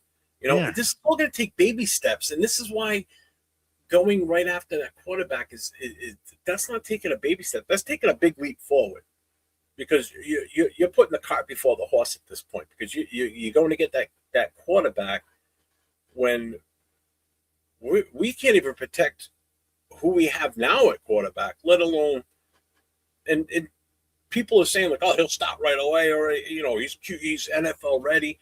Do you want to put him out there if we haven't shown that stability to grow this team and build this team in the right manner? And that's where my pushback comes from. Again, I'm not questioning his ability or his talent. I'm questioning us as an organization to do the right thing to help him so he's in the right place when it's time for him or whoever the quarterback is. The last thing I want to do is bring a rookie quarterback in and kill his confidence because we can't protect him. We can't put the right pieces around him to help him. That's how I'm looking at this. I know it seems like I just don't want Mendoza. And everybody keeps taking it this wrong way. That's what I'm going at here is I want to see us progress as a team and reinvent this organization. That's what we have to do. We're pretty much going to reinvent this organization going forward because now Spytek and so Brady are the ones running the show basically. Mark Davis is just sitting over there in the corner waiting to sign the checks. That's all he needs to do. You just sign the checks and shut up. The boys will take care of it. Once I see that stability, then I would have more confidence in making this move. I don't know if I don't think I'll ever change anybody's mind as far as, everybody's got their mindset that want Mendoza. You're not going to change that. They're fully focused on that because we've been so quarterback hungry for so long. But I guess that's why I really feel this way. But I mean, you get it now, right? Does that make sense? No, I get what you're saying. I mean, like you want the team to have stability. You want more pieces around. I'll be like, my biggest thing is this. If we draft Mendoza and he doesn't have success, and now we have another GM, are we going to get rid of Mendoza and then go another way that quickly? I'll be like, that's kind of a difficult move. I'll be like, that's where I see where you're coming from. I mean, like, how about we show some stability in the front office and with management before we start making franchise moves with the quarterback? But I'll be like, everybody has their way of slicing the pie. Yeah. All of our free agents can walk. Devin White, Jamal Adams, Kuntz, etc. They can all walk. They took players off, missing tackles. I don't know if I'd get rid of Kuntz just yet. I Definitely would. want to keep Snowden. I'm definitely all for Snowden. I think Snowden showed up as the season went on. I was really disappointed by Kuntz this year. Play call and spend like crazy. Yeah, but New England did it in the draft, though. That's the whole point I'm getting at. They what they did with their offensive line, they didn't do it in free agency. They did it in the draft. Yep. You know, they grabbed 2 rookie offensive linemen and they turned that team around. I said it during our draft watch party for the round 1 that night. I said, New England they need this, this, and this, and they're going to be good. Trust me. And everybody's like, where the fuck are they? Well, go back and watch Super it. Go back Bowl. and watch the recap from last year. They're in the Super Bowl. I said they need an offensive lineman, preferably a left tackle. They need a wide receiver, and they need a few little things on defense. What did they do? They fleeced us. They took off free agents that we didn't re-sign. Okay, Chason, Spillane. Okay, they drafted a freaking tackle, left tackle. They brought in Stephon Diggs. They brought in Matt Collins.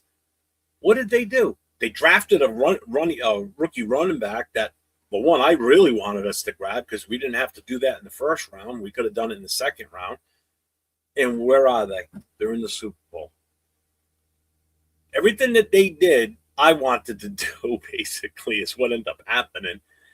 Not Diggs, but I wanted Matt Collins. That's who I really wanted us to try and bring back as a wide receiver. We had him before. I liked him. And they're in the Super Bowl. Jeez. And everybody be like, well, yeah, they got the quarterback the year before. Why can't we do that? Okay. First of all, they didn't need as many pieces of the puzzle as we did. Or we do. 100%. It's crazy, though.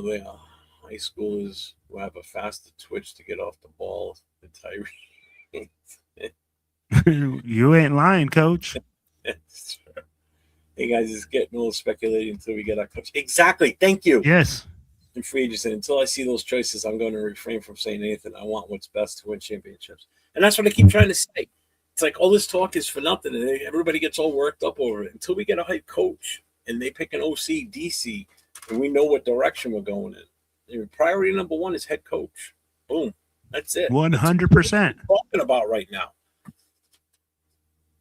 But it's just like from The Godfather. Just when I think I'm out, they pull me back into the talk every fucking time. Is this a double stream? What do you mean? Oh, yeah, I got vertical and landscape. Sorry, Bueno, not everybody's together. But there's 3 channels streaming, so you weren't all going to be in the same one anyway tonight. Yeah. He yelled at me the other day. He goes, why don't you just do your show in one stream instead of doing the vertical and that so everybody's together in the chat? So I did it just for him. I did it in just the vertical. Ah, that was that last show we did. Yeah. Yeah. Let's see. If I'm GM and no O-line wants to come here and I draft Mendoza in his career as a threat, my reputation will be on the line. The media will be chasing me. I'll get fired next year. 100%. You have to dress the whole line. Nationwide, Mendoza isn't our guy. So I'm going to tell you right now, I think I got a perfect show for you to come on. I'm going to talk to my co-host. Are you available Thursday night? To get him on with Nate and I. Yeah, man. I'm like, come on Thursday. I'll have him come on. If you're available Thursday night, I'll have you come on the Coast to Coast show with myself and Nate Thursday night. It starts at 10 o'clock Eastern, 7 o'clock Pacific. I'm just throwing that out there right now. But I'll talk to you in the PM after the show's over. I'll hit you up. Yeah, rate a piece, PTSD. Yeah. I've got PTSD for other reasons, and I definitely got it as a Raider fan. That's my goddamn show. It's fucking driving me nuts. Let's see.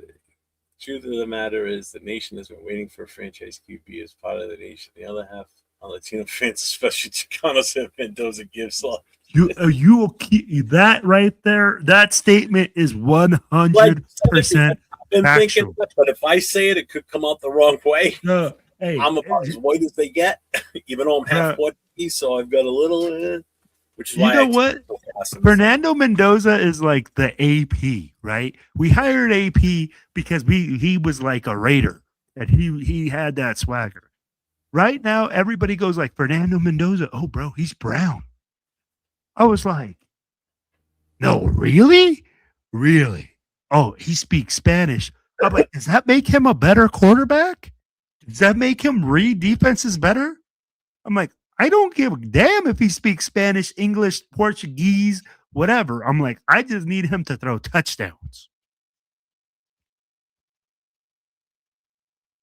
We should not worry if Clint Kubiak wasn't interested. He would tell his agent to call the Raiders if he doesn't want the job. Brady has Kubiak contact. Both have mutual interest. Yeah. We all are, Milo. What's up, man? We don't get wet. Kubiak. Riley, not a big fan. Yeah. How are teams building their depth? I think this mystifies me more. It seemed like Raiders haven't had exactly. Yeah. They haven't been smart about it. And that's what my stability. Yeah. We haven't drafted well. We haven't drafted well. No. We haven't. Look at the list that Africasi put out. I'd be like, there's like 20 names on there. All bust in the first round.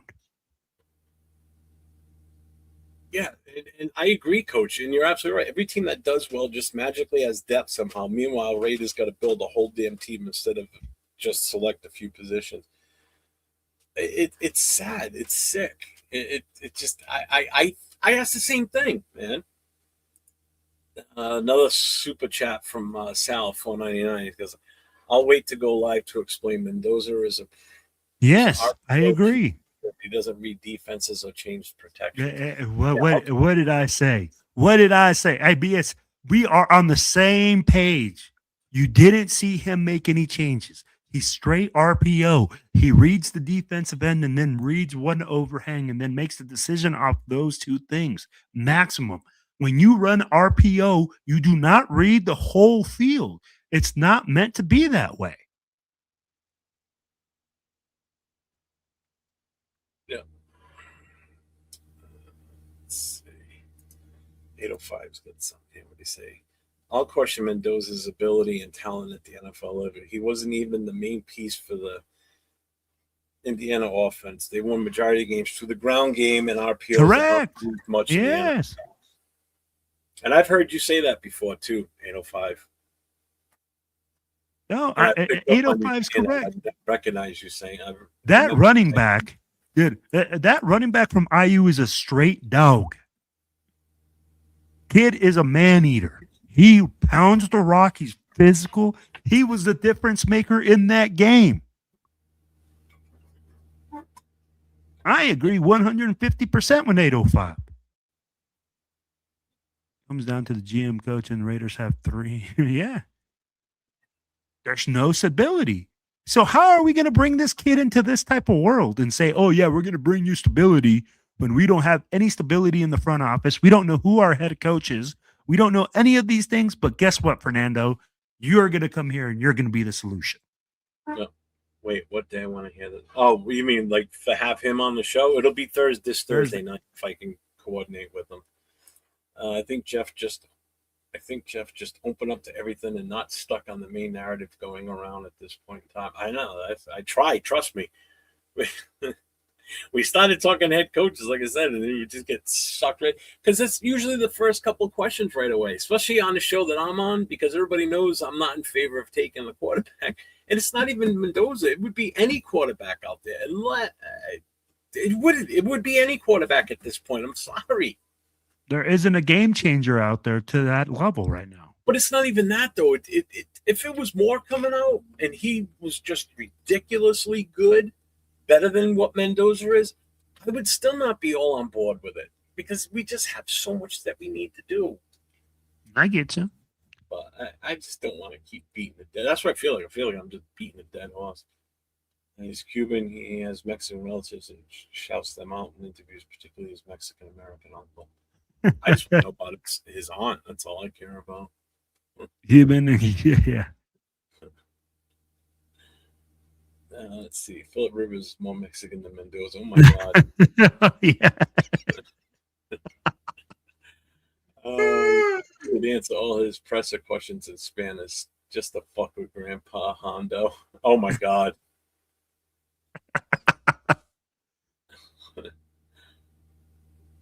Tom Brady's giving me Michael Jordan before he sells someone. It's over. Yeah, that would totally suck. Oh man. All right. Let's see. Jeff, regardless, brother, I respect your point of view, but I see something special brewing in the nation with Mendoza. Yeah, who knows? It could be. I Could be. I mean, and again, I'm fine with that. I'll eat my crow when the time comes. I'll admit it. If it turns out the complete opposite of what I'm suggesting, trust me, I'm not. If we grab him, I don't want to see him fail, because to see him fail means my Raiders fail. So no, that's not what I want. If we draft him, I'm support him 100%. And don't Agreed.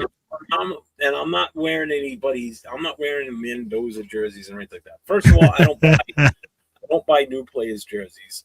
Last time I did that was gallery, so you're not going to see me in that. So if you're going to see me in a jersey, it's going to be like a Howie Long, Otto, Art Shell, Upshaw. Those are the Wisniewski. Those are the ones you're going to see me in.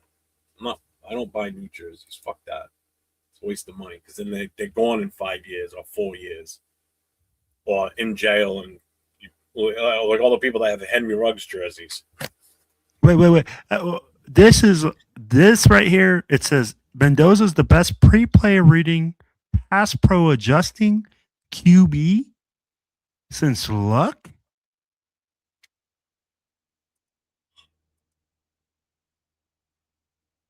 Yeah, I disagree. I'd be like, Roy, I really disagree here, because if you understand the offense that he runs, it has nothing to do with any of those things you just said. So eventually Brady will leave, right? Yeah, hopefully. Clickbait Hondo.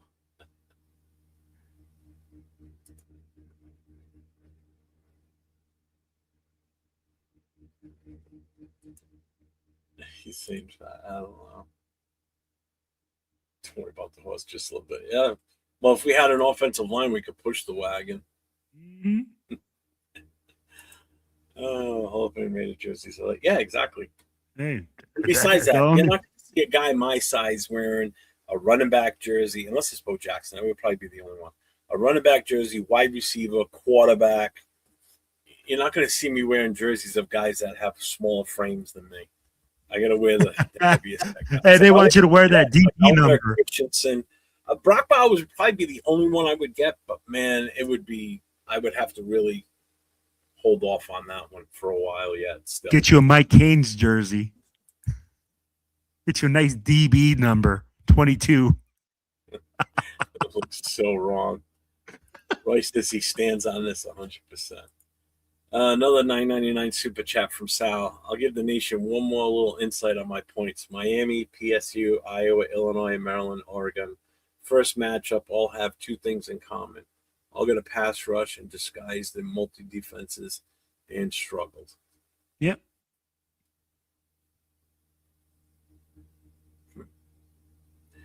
Thank you again for the $9.99 super chat. Appreciate you, brother. Yeah, and he's right. What they're doing is they mug the line, they come up and they drop different guys and they bring different guys. And when you're telling me that Fernando Mendoza was reading all this, okay, and doing all this, where was this in the national championship game, Jeff? Because I could have sworn I saw Miami corners jumping those freaking throws to the flat after a while, but he was supposed to be reading that.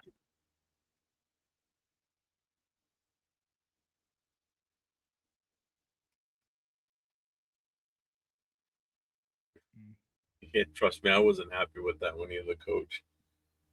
It's like the guy finally retires from the NFL. Don't have to see him play anymore. Just have to listen to him every now and then. And they're like, oh, he bought a 5% stake in the Raiders. I'm like, are you fucking kidding me? And now, of course, here's the best part about all this. So if for whatever reason we turn this shit around and we start winning and we start, say we get Tom Brady Super Bowls, you got it. And that's all I'm going to hear around here. See, it took Tom Brady coming after he left New England. He brought the New England way over there. He's following there. Fuck you, Pats fans. Kiss my ass, because I don't want to hear that shit either. Still doesn't mean if Tom Brady walked in this room right now, I'd still punch him in the face. Whether he's an owner of the Raiders or not. Still, just one shot. That's all I want. I just want one hit. And then cuff me, take me away. I don't care. I'll be happy.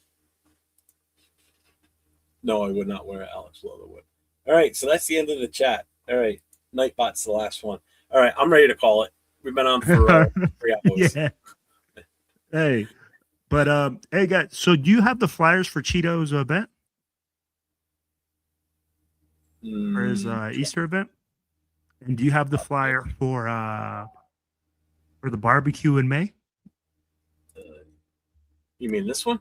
Okay, so hey, I'll start with this one then. Hey guys, just so you guys know, May 31st, the Northern California, Northern Nevada Black Hole Barbecue will be going down. It's going to be a great 3-day event. We're going to be out there Thursday, Friday, Saturday. Then everybody's going to be driving back home Sunday. Guys, there's going to be a lot of low riders. It's going to be free food, free alcohol. Then on Friday, we're going to go up to Lake Tahoe. We're going to be enjoying some great stuff. As you guys can see, there's some cars right there. If you guys want to look on Silver and Black Radio Podcast.com, we also have a bunch of pictures there that we took last year. Guys, we're going to have several different car clubs from all over the country coming down. So please come on down, man. We're going to have free food. It's going to be some alcohol.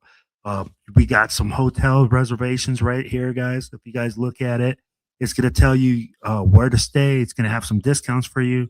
There's going to be a rooftop bar where we're going to host a meet and greet Thursday night. Then Friday, we're going to be going to Tahoe, meeting up at like a Dave & Buster's that night. And then Saturday, we'll be having the car show and barbecue. So I hope to see you guys there. Remember, May 31st in Reno, or May 30th weekend in Reno.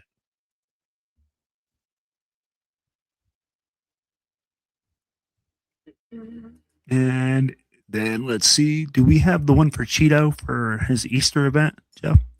I don't. I don't know if you have it. I see if do you put it not. I thought it was in here last time.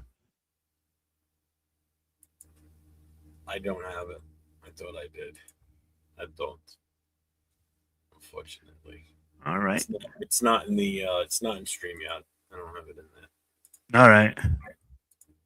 So I guess we don't have that one, but guys, also so you guys know, hey, Cheeto will be having a combined event for Easter.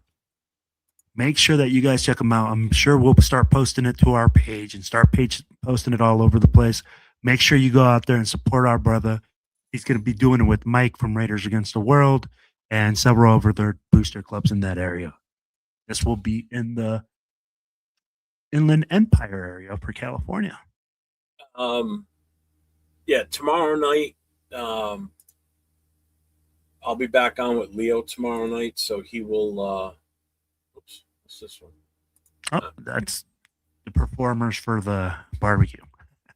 I'm sure he'll bring up the Easter one tomorrow night on the Raider Connection for sure.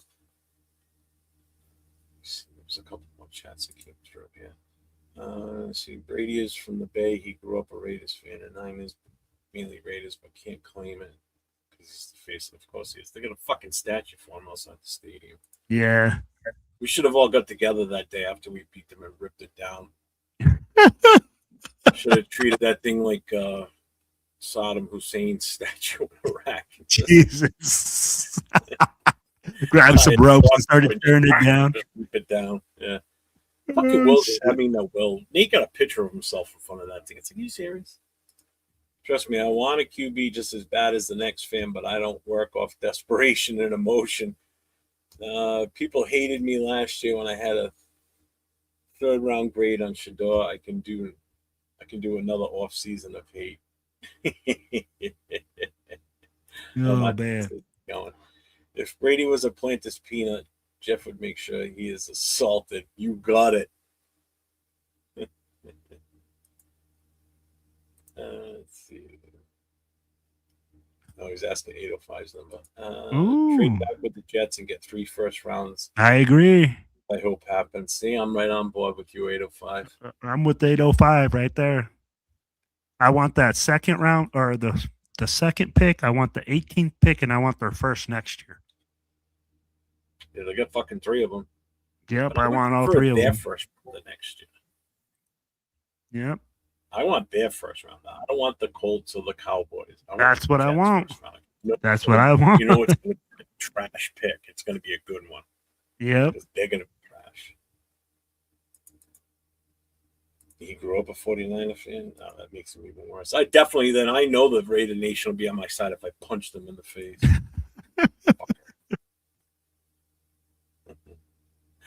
All right, everybody. Appreciate everybody being in here tonight. Will, what do you got going on this week? Sorry, final thoughts. My bad. Hey, man. Hey, guys. Well, I'll be on the Will and Cheeto show on Thursday. We usually do that at lunch. Maybe Jeff will jump on. You never know. You never know who's going to jump on that show. We just shoot the shit. I mean, like, really just relax atmosphere, man, and just talk everything that comes down the pipe. We talk a lot of sports in general, not just Raiders football, but we do address a lot of Raiders football on there. Other than that, man, just really chilling until like I figure out what's going on. I mean, like listening to Jeff. Jeff is on quite a bit, so I'll be listening to Jeff tomorrow for his the Raider Connection show. Then on Thursday. Yep. Tomorrow night it's myself, Chidolinus, Jay from Just Raiders Baby, and Nate LV Raider 10. The 4 of us tomorrow night, 10 o'clock Eastern time. 10 o'clock Eastern, 7 o'clock Pacific. And I'm sure Mendoza's going to come up with that chat too in that show too. I guarantee that. And then Thursday night it's Nate and myself, LV Raider 10, Raiders Coast to Coast, 10 o'clock Eastern, 7 o'clock Pacific. And then Friday night, No Huddle. That's my show that I do on Friday night solo. So anybody that knows anyone that's a fan of any one of the other 31 teams in the NFL, tell them to come check me out. Friday nights, 9 o'clock Eastern, 6 o'clock Pacific. We talk NFL. So if you got a team that just played in the playoffs or in the championship and got eliminated or playing in the Super Bowl, have them come on in. I bring them up on screen with me and we talk their team. So it's a good show, man. I love it. It's fun. I like it. I'm trying to broaden my horizons instead of just have a strictly Raiders show. Trying to. No, I got you, man. Growing. You're growing. Yeah, it's taking time. It'll grab. It'll grab at some point. So let's see. What do y'all think of Raiders chat sports? No comment. Clickbait. Yeah, it's not for me. Not for me. I don't want to hear takes from a guy that's not even a Raiders fan. And I don't mean Mitch either. I'm talking about Chugs. Oh, man. Whatever. Not going to get into it. Jets would have to offer that. If that's not on the table, what do you do? We're going to have to follow that up tomorrow. Sorry, Coach, but we're calling it quits for the night. TMZ Raiders. Yes, cool, Kev. There you go. Everybody have a wonderful evening. Thank you for being here with us tonight. And as I always say, stay safe. Go Raiders. Raiders!